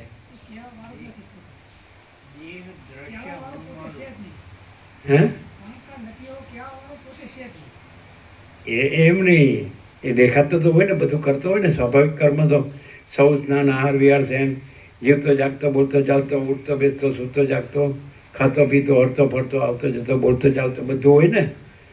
તો અહંકાર વગર તો બધી ક્રિયા થાય જ નહીં. સ્વાભાવિક કર્મ જે ક્રિયા છે એ બધું કરતો હોય તો હું વગર થાય જ નહીં. અને તોય અહંકાર ન હોય, નો રહ્યો હોય ક્યાં? એ ક્યાં મરી ગયો હોય? જીવતો હોય.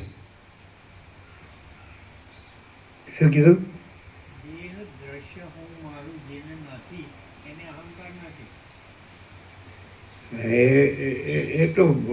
એ તો અંદરની વાત છે ને, એ તો આપણે ધારીએ છીએ ને. પણ દેખાય બધું એનું દેખાય છે ને, બધા જેવું જ. આપણે લેવું એ તો પેલો એ કે એ તો મારું બહાર દેખાય છે, અંદર નથી એમ કેતો. અહંકાર વાળો એમ કે મારું બધું બહાર દેખાય છે, લ્યો મારી અંદર. એમાં વેદાંત બ્રહ્માંડ ભણ્યો હોય તો કોઈ પહોંચી જ ન કે. એવું આમ અબુધ બાળક પણ સમજી શકે, અનુભવી શકે એવું કે ના, આનામાં અહંકાર નથી. બાળકનું દ્રષ્ટાંત તો પ્રસિદ્ધ છે કે એનામાં અહંકાર નથી, છે ને? સરળતા સહજતા હોય. એ તો પેલો એમ કે હું સરળ ને સહજ જ છું, એમ કે હું તમને સરળ સહજ નથી લાગતો.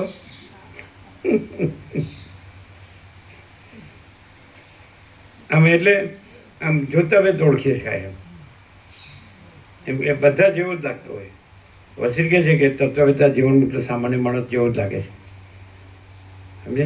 અને એને સદા અખંડ જ્યોતિનું દર્શન છે અને એને સદા પરમ જ્યોતિનું દર્શન છે એવું પણ કહે છે.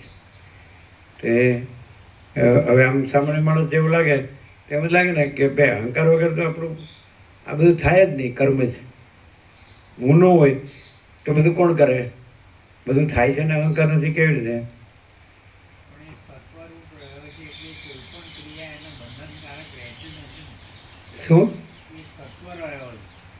ચિત્ત છે પણ આભાસ રૂપે રહ્યું છે ને દેહ ધાર્મિક ક્રિયાઓ તો નહીં કરવાની કોઈ શાસ્ત્રમાં કરી જ નથી. કેવું કે છે?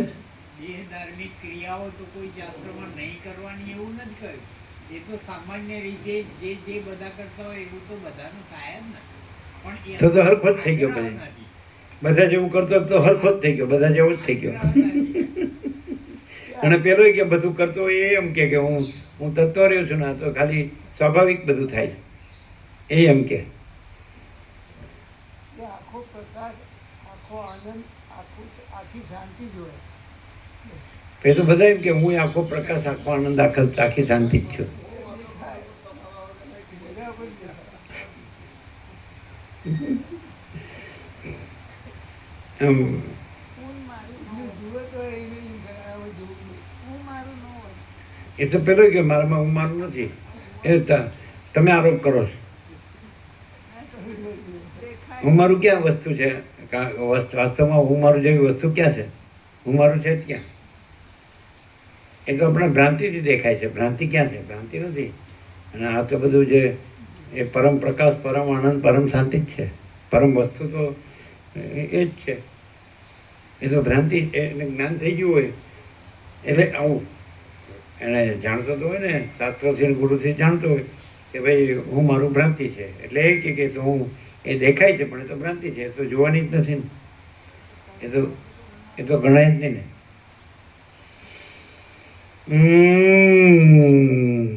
અહંકારનો ભ્રમ હોય એને દેખાડ કરવાની ઈચ્છા રહે. હું કેવું બોલું છું, હું કેવો દેખાઉં છું.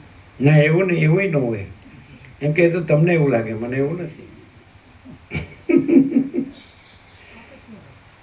હે અમે લ્યો શું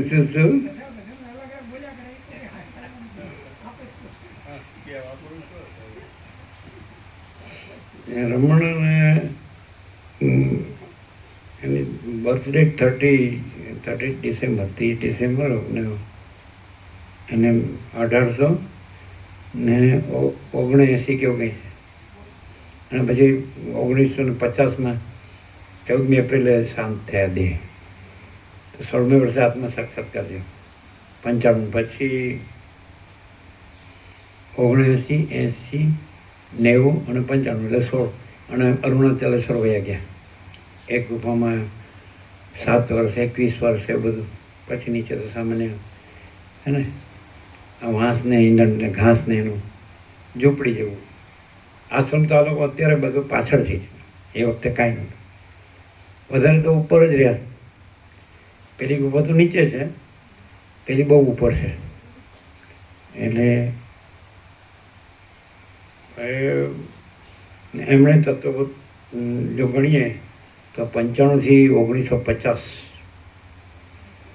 સમજે. એટલે 5 ને 55 વર્ષ લગભગ. પહેલાં શરૂઆતમાં એમનો ફોટો જે છે કૌપિનનો ને ખાલી આમ બેઠા છે સહજાન, એ 21 વર્ષનો છે લગભગ. એટલે 69, 70 ને 20 એટલે 2001 કેવો છે. અરે 1901 એટલે 1901 થી 1950 એટલે 50 વર્ષ એમણે તત્વબોધ કર્યો. સૌથી પહેલે કે આવ્યો ને એણે 28 પ્રશ્નો પૂછ્યા અને એનું નામ આવ્યું હું કોણ. હું કોણ એ પુસ્તિકા એમની પેટર્ન છેલ્લે સુધી એને મઠાર્યા કરી. જેમ અરવિંદ હતી એની પેટર્ન બુક, એમના બુક્સ તો 28 બુક્સ છે. અમે એનું જોયું તો પ્રદર્શન હતું 28 આટલી જાડી જાડી. એ કેમ્બ્રિજ યુનિવર્સિટીના સ્કોલર હતા, પછી વડોદરામાં પ્રોફેસર હતા અને નર્મદામાં ક્યારેક ક્યારેક રહેતા. તો એ સાવિત્રી એમનું પેટન્ટ બુક હતી, તો એને મઠાર્યા કરતા. શ્રીમાએ રામકૃષ્ણ કથામાં લખ્યું, તો એને એ પોતાની રીતે લખતા. એ તો એમની ટાંચ અમે જોઈ છે, એમને 50 આમર સ્ટ્રીટ, તમે નહીં, કલકત્તા 50 એમનું ઘર. એમના પુત્રના પુત્ર એ ત્રીજી પેઢી જશે લગભગ, ને દર્શન કરાવ્યું હોય છે પૂજાની એમની જગ્યા. પછી એમને જેમ એમની રૂમ જ્યાં એમને સમાધિમાં રહેતા. પછી પરમહંસ યોગાનંદ નાના હતા ત્યારે મુકુંદ એમની પાસે જતા એ જગ્યા. એમણે એમને દિવ્ય માતાનું દર્શન કરાવ્યું. એ તો એ યોગા સીટ વાંચતા હતા. એ નિત્યાત્માનું સ્વામી લાગે, જગબંધુ બ્રહ્મચારી. એ શારદાનંદના શિષ્ય હતા, રામકૃષ્ણના શિષ્યના શિષ્ય. તો એ પણ બધા એમના અક્ષરમાં ડાયરી હતી એમની, તો થોડુંક જ હોય, એક જ લાઈન હોય, પછી એ લખતા ઘરે આવીને. ત્યાં જ્યારે રામકૃષ્ણ પરમહંસ હતા એના ચરણમાં 5-6 વર્ષ બેઠા, તો એક જ લાઈન જ લખી હોય, પણ એ તો એમનું તો હતું એકદમ ફૂલ મેધાવી હતા ને, એટલે કથામાં બધું લખ્યું એ એમની રીતે જ એવી રીતે એમ. તો આ બધાએ હવે એમનું શરીર રહ્યું 1932 સુધી, સમજ્યા ને. ઠાકોર 86માં દેવ થઈ ગયા, 1886. રમણ 79માં જન્મ્યા, એટલે એમને 6 વર્ષનો ડિફરન્સ. 6 વર્ષ બે સાથે હતા સમકાલીન. પેલા 6 વર્ષના હતા રમણ, ઠાકોર દેવ થઈ ગયા ને. તો ત્યારે શ્રીમાં 28 વર્ષના લગભગ હતા, એટલે 86 થી 32 એમની સંન્યાસી બ્રહ્મચારી બધા એમનો સાંભળવા આવતા. કારણ કે એમને પણ એ અનંત ચૈતન્ય પ્રકાશનો સાક્ષાત્કાર થયો. આ બધું જ અનંત ચૈતન્ય પ્રકાશ જ છે, ચિદઘન, અનંત શુદ્ધ ચિદઘન, હિ અનંત શુદ્ધ ચિદઘન.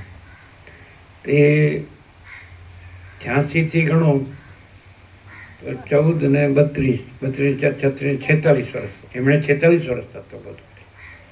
એ નથી કર્યો એવું નથી. જ્ઞાનેશ્વર જલ્દી દેવ થઈ ગયા. 21 મે સંજીવની સમાધિ લીધી આણંદીમાં.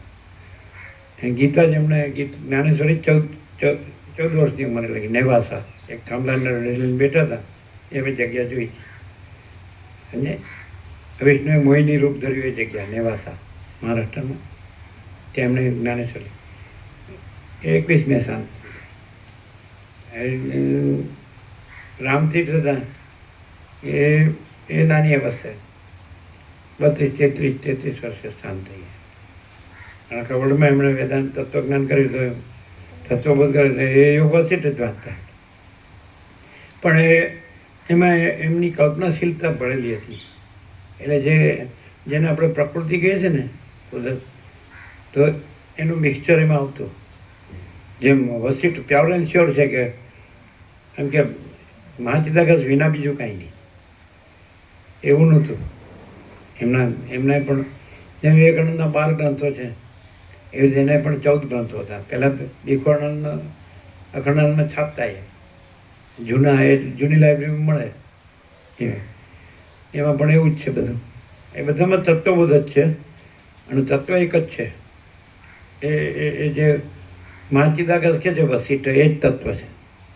મહાચૈતન્ય આકાશ, આ બધું મહાચૈતન્ય આકાશ છે. આપણને દેખાય છે આપણી જ્ઞાનેન્દ્રિય ચર્મચક્ષુથી ને મન બુદ્ધિથી, એ આ ભૂતાકાશ દેખાય છે, ભૌતિક આકાશ. પણ જેના દિવ્ય ચક્ષુ જ્ઞાનચક્ષુ ખુલેલા છે, સમ્યક પ્રબુદ્ધ છે, આત્મ સાક્ષાત્કારી છે, નિર્વિકલ્પ સમાધિ સિદ્ધ છે, જેના આમણ વાસનાનો સંપૂર્ણ ક્ષય થયો છે, જે પરમ જ્ઞાની પૂર્ણ જ્ઞાની છે, પૂર્ણ બોધ થયો છે, વસિષ્ઠ કહે છે ને. તો એને જ આ એ અખંડ જ્યોતિ, સદા અખંડ જ્યોતિ, પરમ જ્યોતિના દર્શન થાય છે. તો એ મહાચૈતન્ય આકાશ છે. આ ભૂતાકાશે નથી, ચિત્તાકાશે નથી, માયાકાશે નથી. એટલે ભૌતિક આકાશે નથી, ચિત્તરૂપી આકાશ સંકલ્પ, ચિત્તરૂપી આકાશે નથી, માયારૂપી આકાશે નથી ભ્રાંતિ, અને ચિદાકાશ. તો બધા એક જ પછી એમની રીતે વ્યક્ત કર્યું છે પણ બધા એ મહાચૈતન્ય આકાશને જ વ્યક્ત કરે છે અને એ છે જ. અને એ લોકો એમાં એમ કહે છે કે એમાં અમારું હું પણ નથી અને આ દ્રશ્ય પણ નથી. એ રીતે આજે બ્રહ્મમુહૂર્તમાં બધો આખો પ્રકાશ આવ્યો હતો 4 વાગે, એટલે આમ 4:45 પછી લગભગ, બરાબર. તો એમ કે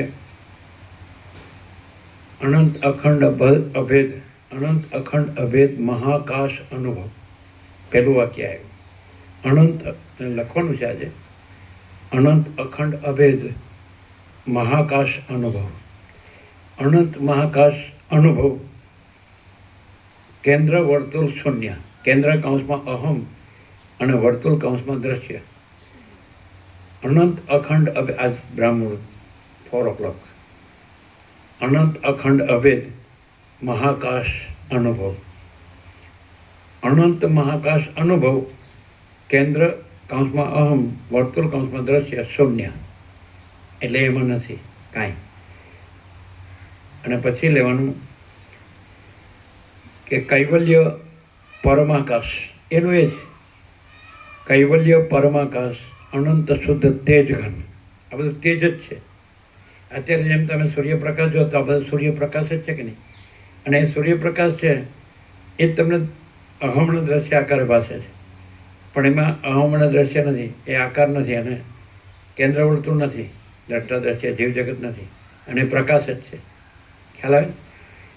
તો કૈવલ્ય પરમાકાશ અનંત શુદ્ધ તેજ ઘન, સમજાય છે?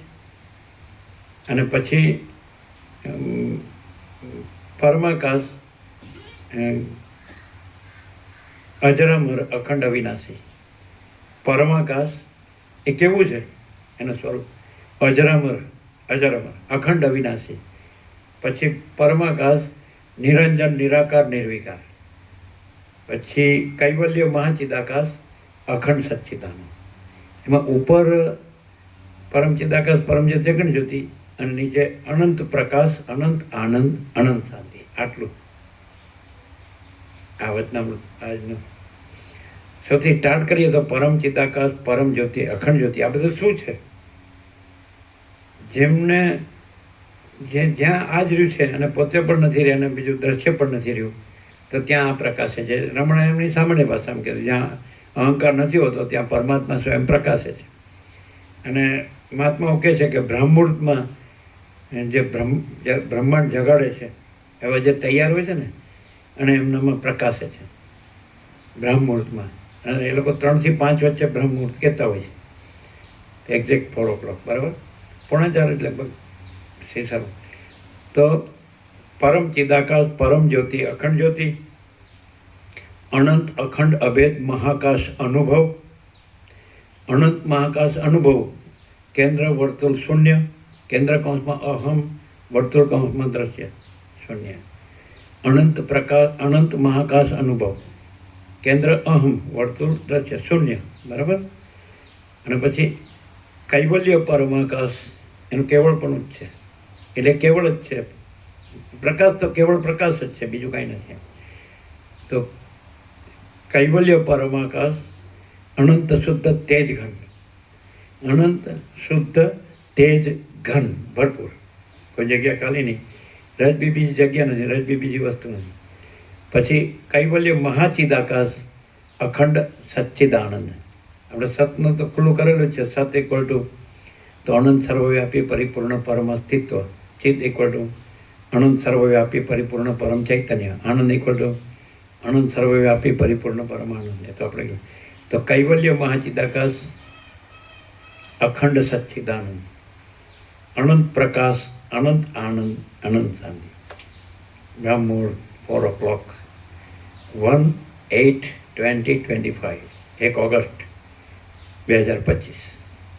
એટલે આ બધું આમ ફૂલ પ્રકાશ છે, સમજે. પણ હવે એ આપણે આભાસ આ તો છે જ નહીં, ગુણ દ્રશ્ય તો છે જ નહીં. પણ ગુણ દ્રશ્યનો ભ્રમ હોય તો કોને થાય?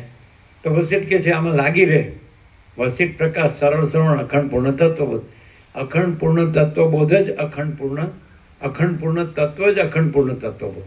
એટલે જે અખંડ પૂર્ણ તત્વ છે એ જ આ અખંડ પૂર્ણ તત્વબોધ છે. આ જે પ્રકાશ છે તો એ જ આ શબ્દાન્વિત થાય છે એમ. જેમ કે પોતે અનંતપૂર્ણ પરબ્રહ્મ છે, સ્વપ્રકાશ છે, શબ્દાન્વિત થાય છે. હું પોતે અનંતપૂર્ણ પરબ્રહ્મ છું, તો એ પોતે શબ્દાન્વિત થાય, શબ્દ આકારે થાય છે. તો આ છે એ પોતે જ આ શબ્દ આકારે થઈ ગયો છે. અહીંયા અહમને જગત નથી, સમજાય? કેન્દ્ર વર્તુળ નથી. હવે એ કેવી રીતે ખબર પડે કે એમાં એ બીજું કંઈ ન આવે, પ્રકાશ જ આવે. હવે સામેનો કેવી રીતે અનુભવી શકે?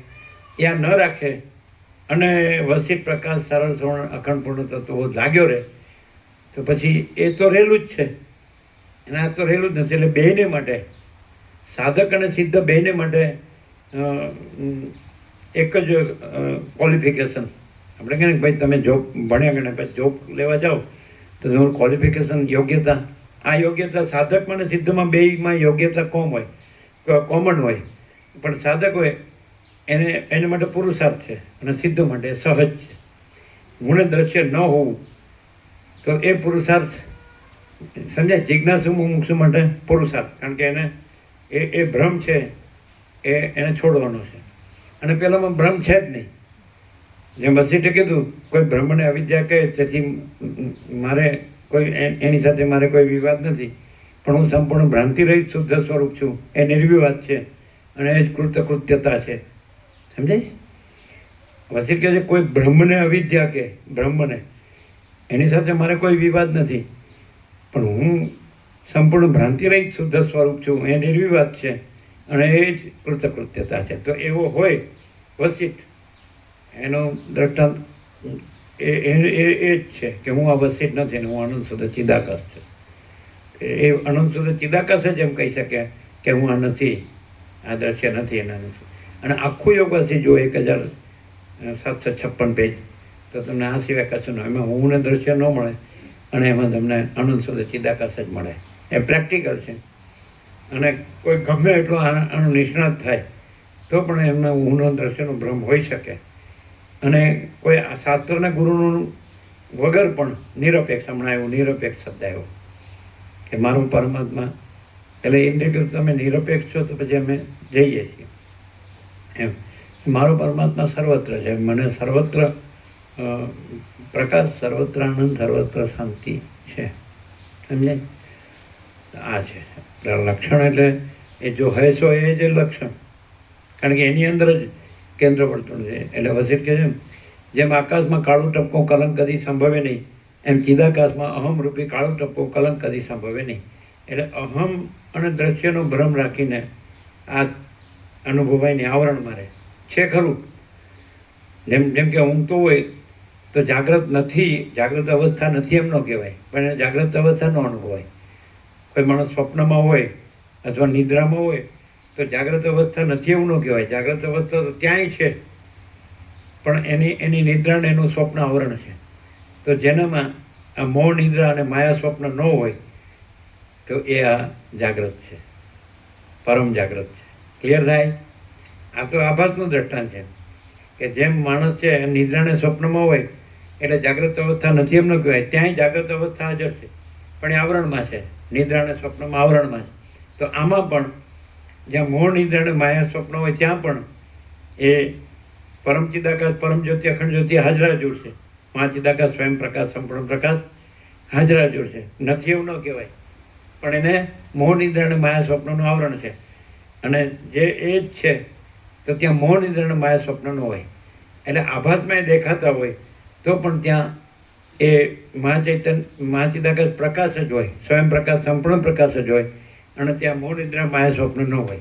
એનાથી ખબર પડે કે એ સર્વ ત્યાગ છે. ચિત્ત ત્યાગ, અહમ ત્યાગ, મન ત્યાગ, જે કહેવાય દેહ, દ્રશ્ય, હું, મારું.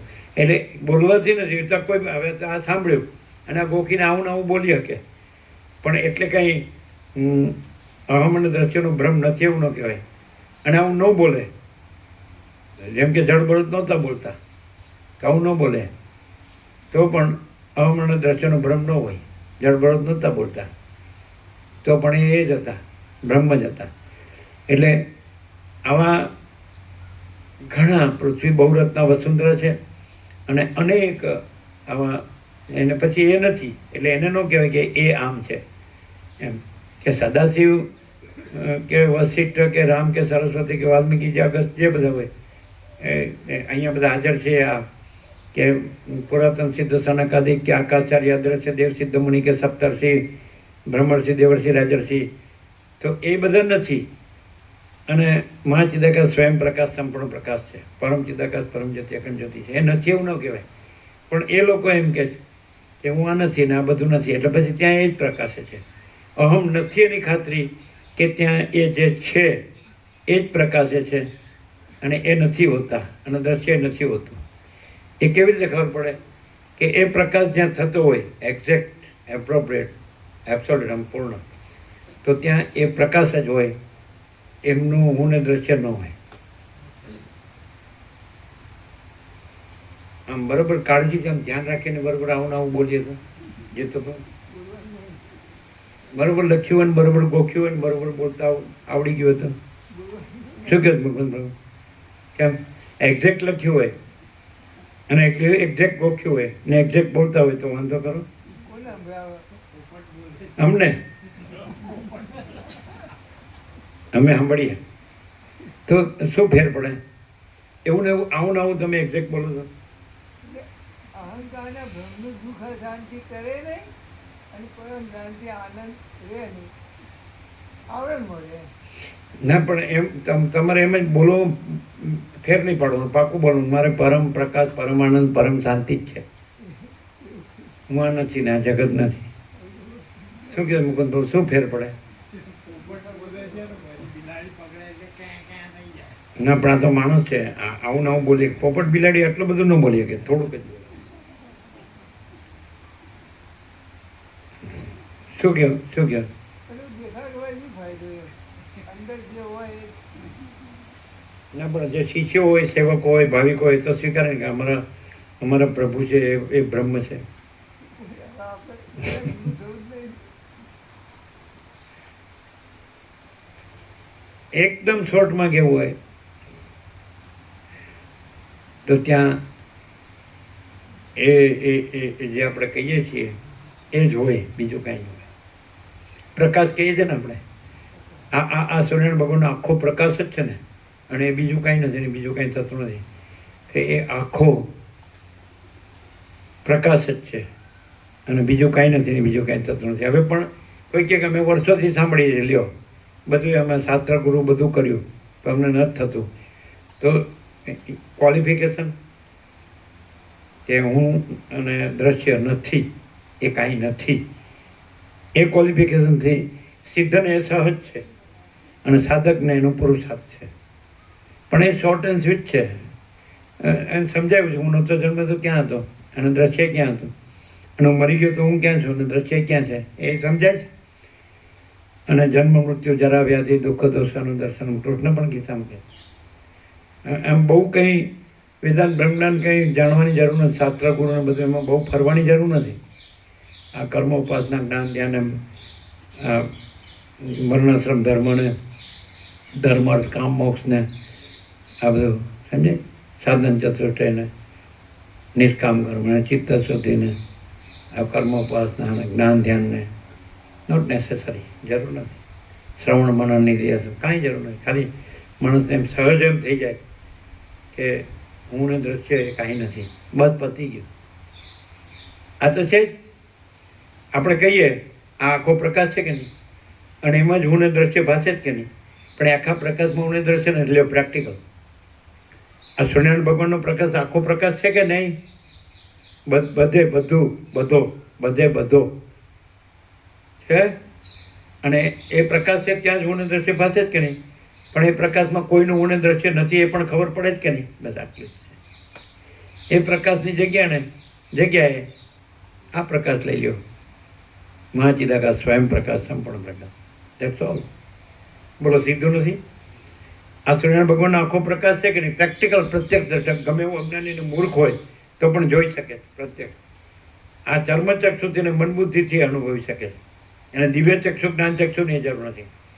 કે આ જો આખો આકાશ અને પૃથ્વી બધી વસ્તુ ભરીને આખો પ્રકાશ રહેલો છે સૂર્યનારાયણ ભગવાનનો, અને એમાં બધાનું હું ને દ્રશ્ય ભાસે છે, પણ એ પ્રકાશમાં કોઈનું હું ને દ્રશ્ય નથી. અને પહેલાંય નથી હોતું, અને થયા પછી એ સતત બદલાય છે, અને પછી નથી રહેતું, અને આખો પ્રકાશ સદા રહે છે. બોલો, અજ્ઞાનમાં ઓળખાય, અત્યારે ઓળખાય કે નહીં? જો આ સૂર્યનારાયણ ભગવાન રહ્યા ને આ આખો પ્રકાશ રહ્યો છે કે નહીં? રાત્રિ દેખાય, રાત્રિનો અંધકાર, તો એ સૂર્યનારાયણ ભગવાનમાં નથી, એ પ્રકાશમાં નથી. રાત્રિનો અંધકાર દેખાય તો એ સૂર્યપ્રકાશમાં, એ પ્રકાશ તો પ્રકાશ જ છે પાછો, એ તો જ્યાં છે ત્યાં જ છે, પોતામાં જ. રાત્રિનો અંધકાર ભાસે ક્યાંક, એટલે સૂર્ય નથી ને સૂર્યપ્રકાશ નથી એવું ના કહેવાય, એ તો છે જ.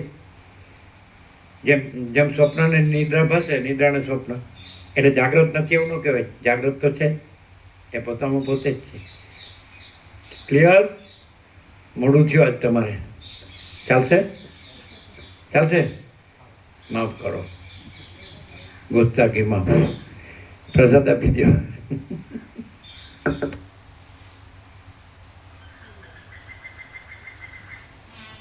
કેટલું કરી બાકી રહ્યું? કચ્છમાં બાકી છે, પણ અહંકારનો ત્યાગ કહી દીધો ને. હા, ત્યાગ નહીં, છે જ નહીં. આલે અત્યારે જોઈ લો, આખો પ્રકાશ છે, તેમાં અહંકાર ક્યાં અને દ્રશ્ય ક્યાં? એટલે એને કલ્પના અથવા ભ્રમ અથવા આભાસ અથવા અજ્ઞાન અથવા મોહ એવું કીધું. બરાબર? કેવું છે?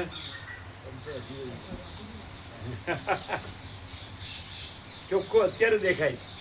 ક્યારે સૂર્ય ભગવાન, આ સૂર્ય ભગવાન આખો આકાશ ભરીને, પૃથ્વીને બધી વસ્તુ ભરીને.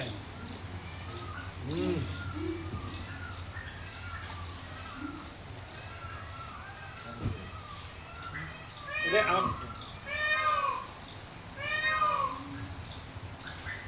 પણ એટલે નથી એ રાખીને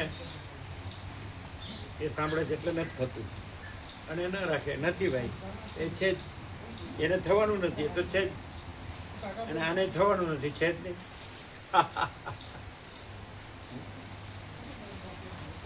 પણ કોઈ અહીંથી જાય અને આપણા સૂર્યનારાયણ ભગવાન લઈને જાય તો આપણે અંધારું ધપ થઈ જાય. ઓકે,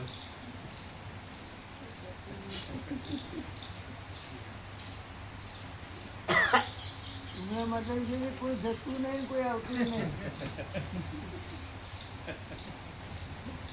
જતું નહીં, કોઈ આવતું નહીં.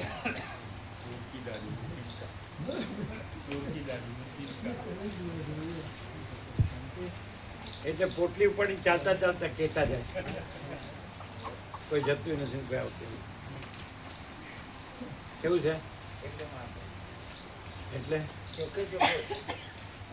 જે જ્ઞાની એમાં વિવેક હોય 100%, પેલામાં વિવેક નહીં હોય, આઘાત પ્રત્યાઘાત હોય. તો આ વિવેકમાં આઘાત પ્રત્યાઘાત નહીં, ચોખ્ખો વિવેક હોય ગમે તે સંજોગોમાં. પેલામાં આઘાત પ્રત્યાઘાત એટલે ખબર જ પડી જાય કે આમાં વિવેક નથી. વિવેક હોય તો એટલું કાફી છે માણસને પરમાત્મા થવા માટે. વિવેક નામ હોય પણ ચરી પાડતો ન હોય. જવું પડશે આપણે, હે? આજ પ્રસાદ જવાનું. વિવેક નામ હોય પણ ચરી પાડતો ન હોય. હાવ સીધું છે, હાવ સીધું. નાનું છોકરું હોય તો એને સમજાય આ આખો પ્રકાશ છે કે નહીં, અને એમાં બધાનું હું ને દ્રશ્ય દેખાય જ કે નહીં, પણ એ આખા પ્રકાશ એ પોતામાં પોતે જ છે ને, કોઈનું હું દ્રશ્ય એમાં કાંઈ નથી. હાવ સીધું છે, હાવ સીધું. એને આ શાસ્ત્ર ગુરુ કાંઈ જરૂર નથી. એવો હોય છે પ્રભુ, આ જાણ્યા વગર બી ઘણા બધા વિવેકમાં ફૂલ રહેતા હોય છે. એ લગભગ એ જ કહેવાય એમ કે પેલા 5 વર્ષનો બાળક છે ને એવો માણસો હોય છે, એમાં મારું તાળું કે એવું કંઈ નહીં હોય, ભાવ જ હોય ખાલી. એ તો બધા એમ કે મારું એને તારું પણ ખબર પડે ને એના વ્યવહારથી. કેમ રહ્યો? ફૂલ ફૂલ પ્રકાશ, ફૂલ પ્રકાશ.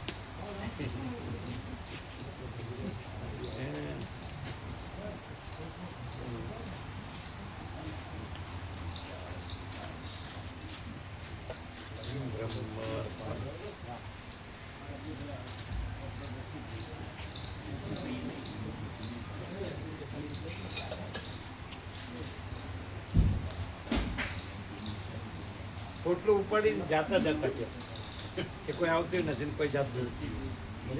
પોટલું ઉપાડી જાતા જતા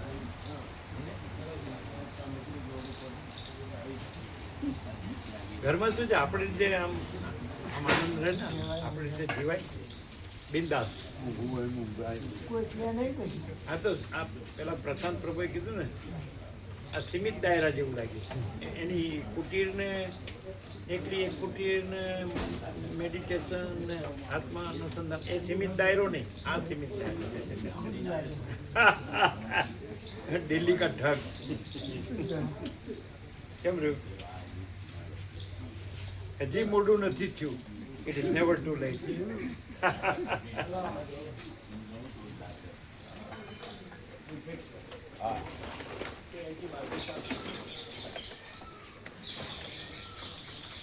કેમ છે? આનંદ મંગળ, અતિશય આનંદ મંગળ. આત્યંતિક. હા?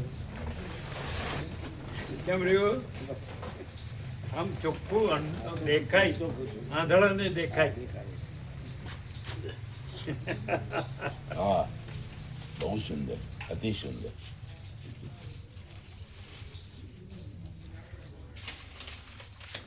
ખોટું હું ને દ્રશ્યમાં ખોટો મળી જાય, કાંઈ નથી એમાં. દેખાય છે કે ખરેખર તો પ્રકાશ જ છે, હું દ્રશ્ય છે જ નહીં. તો નથી એમાં ઉધામાં કરે છે ને દોડાદોડી કરે છે ને પછી મરી જાય. અને કે કાંઈ મળ્યું ને આટલું બધું કર્યું પણ એ તો નથીનું કર્યું.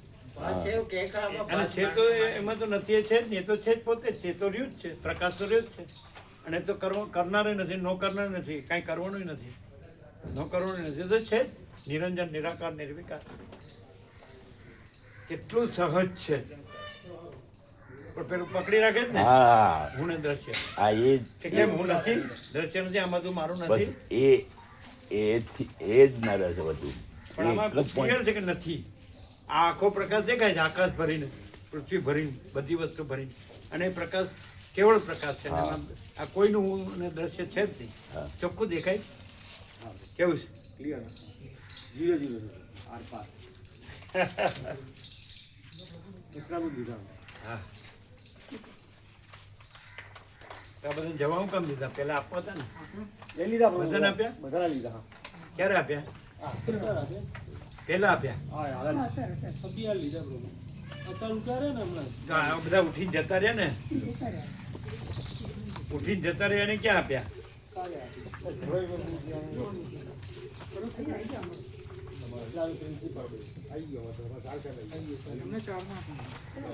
પેલા બોલવું જોઈએ ને કે બધા બેસો આપીએ છીએ એમ. હવે તમે જોતા હતા ને, તમારે કહેવાય ને. કાલ સવાર આપી દઈશું.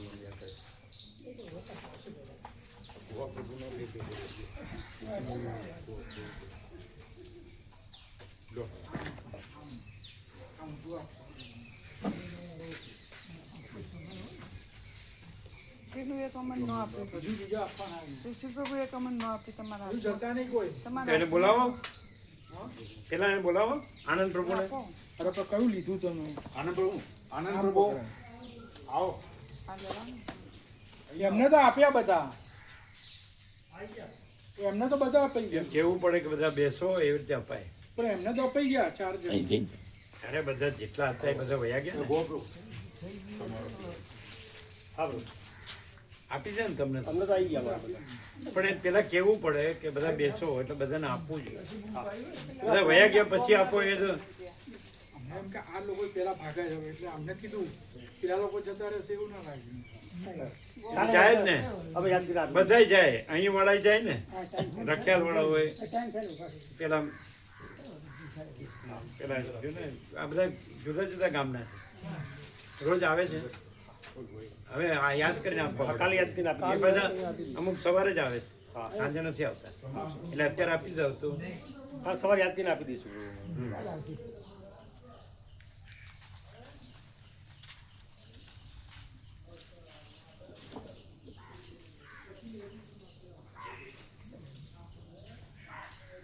કોઈ એમ ન કહી શકે કે મને આ પ્રકાશ સમજાતો નથી. સમજાય છે અને બધું. કોઈ એમ ન કહી શકે, કે હું ને આ દ્રશ્ય સાચું છે ને હું મારું સાચું છે. કોઈ ન કહી શકે. કારણ કે આખો પ્રકાશ જ છે, આકાશ ભરીને, પૃથ્વી ભરીને, બધી વસ્તુ ભરીને. કોઈ જગ્યા નથી જ્યાં પ્રકાશ નથી. અને પ્રકાશમાં બીજી જગ્યા નથી, બીજી વસ્તુ નથી. એવું ભરપૂર છે, અનંત. અખંડ અભેદ. તો કોઈ ન કહી શકે પ્રકાશ નથી, કોઈ ન કહી શકે કે આ હું ને જગત કે હું ને મારું સાચું છે, કોઈ ન કહી શકે. મૂર્ખ હોય તો ન કહી શકે, કારણ કે પોતે જન્મેલો તો તોય પ્રકાશ છે, અને પોતે મરી જાય છે તોય પ્રકાશ છે. પણ જેટલું આ પોઈઝનની ડબ્બી છે અને આ પોઈઝન જ છે, એવું જગત મિથ્યા થતું નથી. માનીએ છીએ, જાણીએ છીએ. હા એવું ને, હા ને, આ 4 છે ટોટલ, સ્ટીકર 4 છે. હા અચ્છા. આ તો પહેલાં આપવું જોઈએ, બધા પહેલાં બોલવું જોઈએ, બધા બેસો અને બધાને આપવું જોઈએ. કોઈ ચાલાકી ચાલે જ નહીં. બધું વેદાંત બ્રહ્મજ્ઞાન ગમે એટલું ફાડ્યું હોય ને પણ એ કાંઈ કામનું નથી. કારણ કે હું ને દ્રશ્ય ને હું ને મારું દેહાધ્યાસ ને બધું સાવ ખોટી ભ્રાંતિ. જે મિથ્યા ભ્રાંતિ છે ને એના લીધે મૂળ જે પ્રકાશ એ આવરણ થઈ જાય છે પ્રભુ. પણ મિથ્યા ભ્રાંતિ છે જ નહીં ને, પ્રકાશ તો નહીં, બધાએ કીધું. પ્રકાશમાં તો કેવળ જાણીએ પ્રકાશ પણ છીએ. પ્રકાશમાં કેવળ પ્રકાશ છે અને મિથ્યા ભ્રાંતિ સંભવતી જ નથી. કારણ કે પ્રકાશ વિના કાંઈ છે જ નહીં. કાંઈ પ્રકાશ વિના કાંઈ છે જ નહીં. પ્રકાશ જ છે, અનંત પ્રકાશ, અનંત આનંદ, અનંત શાંતિ. આખું ખુલ્લું છે અહીંયા. બ્રહ્મ વિદ્યા મંદિર છે. એ તો પછી મૂર્તા જડતા રાખે તો કાંઈ ન મળે. કે મને જો મેં બધું સાંભળ્યું, મને બોલતા આવડે છે પણ મને શાંતિ નથી, એટલે પણ તે આ સર્વત્યાગ કીધો છે. શીખિત વદનો સર્વત્યાગ, કચ્છનો સર્વત્યાગ, ગૃહસ્થ, પણ બધું. પણ આ શબ્દ એ કાંઈ નથી. શબ્દ પ્રકાશ છે. પ્રકાશમાં શબ્દ નથી, વિચારવાણી શબ્દ જ નથી, પરાપસ્યંથી મધ્યમાં વૈખરી નથી, હું દ્રશ્ય નથી. આવું સીધું છે. જોઈ લો સૂર્યનારાયણ ભગવાન, જોઈ લો ક્યાં છે કાંઈ, અને એના વગર ક્યાં છે આ બધું, અને છતાં એનામાં આ બધું કાંઈ નથી. જાગ્રત વડે જ નિદ્રા અને સ્વપ્ન છે, પણ જાગ્રતમાં નિદ્રા અને સ્વપ્ન નથી. આવું સીધું છે. ચાલાકી કરે ને તો ગયો 49મું વર્ષ. હવે આવતા વર્ષે તો ગોલ્ડન જ્યુબિલી ઉત્તર ગુજરાતની 50 ઓક્ટોબર.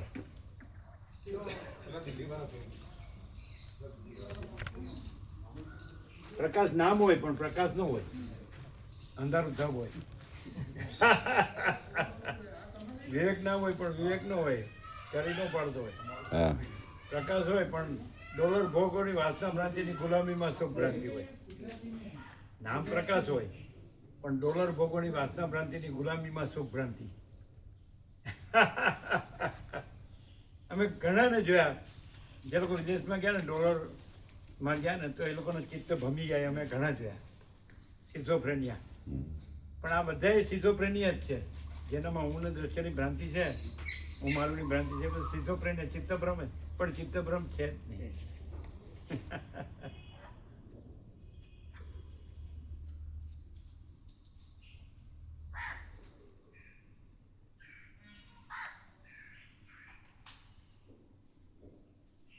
પ્રકાશ તો કર્યામાં કોઈ બાકી જ નહીં. પરમહંસ યોગાનંદ જન્મથી જ તત્વબોધ કરે છે, બાળપણથી જ. યોગી કથાનું તો 1946માં લખ્યું અને 1952માં દેહાંત થયો. તો એ લગભગ 57 વર્ષ દેહમાં રહ્યા. 1995થી 1895થી 1952, એટલે 57 વર્ષ દેહમાં રહ્યા. તો એમણે એટલા વર્ષ તત્વબોધ કર્યા. તત્વબોધ બધા 57 વર્ષનો તત્વબોધ.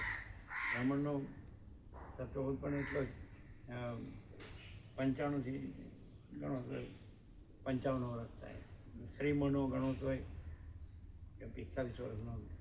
એટલે તત્વબોધ તો બધા કર્યો જ છે.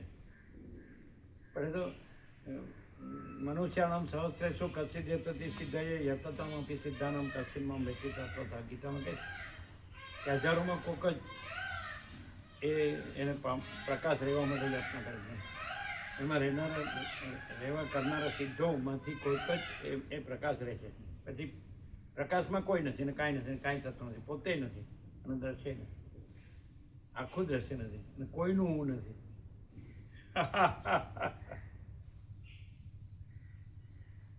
હવે અહંકારનો કે ચિત્તનો ત્યાગ કરવો નથી. પ્રકાશ છે બસ પતી ગયું. પછી બીજું છે નથી, બીજું થાય છે નથી. ક્યાં થયું? સૂર્યનારાયણ ભગવાનમાં સૂર્યનારાયણ ભગવાન જ છે. ક્યાં બીજું થયા અને ક્યાં બીજું થાય છે? સૂર્યનારાયણ ભગવાન જ જોઈ લો, પ્રત્યક્ષ છે. એટલે જ ઋષિઓ સૂર્યનારાયણ ભગવાનની ઉપાસના કરતા હતા. એ પરમાત્મા છે સાક્ષાત. કોઈ કે પરમાત્મા દેખાડો, સાક્ષાત છે, રોજ દર્શન થાય. પણ ના, આવું છું, અમારા બૈરા છોકરા છે, અમારું ઘરનું ધન છે, અમારું ફેમિલી છે, અમારું ગામ છે, કુલ કુટુંબ જ્ઞાતિ સમાજ દેશ દુનિયા છે, અમારી પ્રોપર્ટી છે, જમીન જાયદાદ છે, સોનું છે, વાહન, મકાન અને દુકાન છે, સારા બધા ભણેલા ગણેલા છે, બધું જાણીએ છીએ, જ્ઞાન વિજ્ઞાન આખા જગતનું બધા ક્ષેત્રનું. ત્યાં જ માર ખાઈ જાય. પ્રકાશ છે અને પ્રકાશ જ, બીજું કાંઈ નથી ને બીજું કાંઈ છે.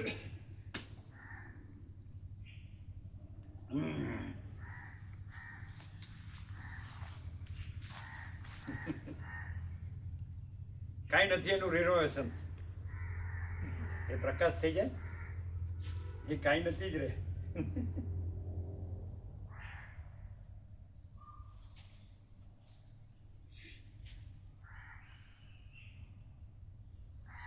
એ આમાં અમારી બોટલ કાઢીને બહાર ડેટોલ. તમે છો ને, અમે વચનામૃત એક લખીએ.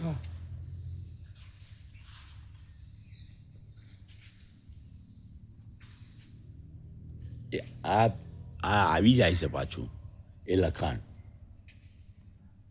શું છે? એને કાઢવાનું કરે, આવવા દેવાનું. થોડું દાઢી કરવાનું બહાર. બધી મેં રાખી પછી હા, એ પણ ઘડીએ ઘડીએ કેમ આવે છે? આજે તો 1 તારીખ છે ને, તો જતા પહેલાં જ રાખો. આપણે 16મીએ જવાનું ને, જન્માષ્ટમી એના 2-3 દિવસ અગાઉ 12-13 દિવસ જાઓ છો કેમ? 12 દિવસ બરોબર નહીં? હમણાં તો છો ને, તમે ચા પાણી નાસ્તો ફોન કરો શાંતિથી. હજી અમારે લખવાનું. અને ગોવા પ્રભુ ક્યાં ગયા? અહીંયા મકાઈ મૂકજો નીચે. હા મૂકીએ. ઉપર છે ઉપર હતી પણ એ તો બધે જોઈ નોખીએ બધે.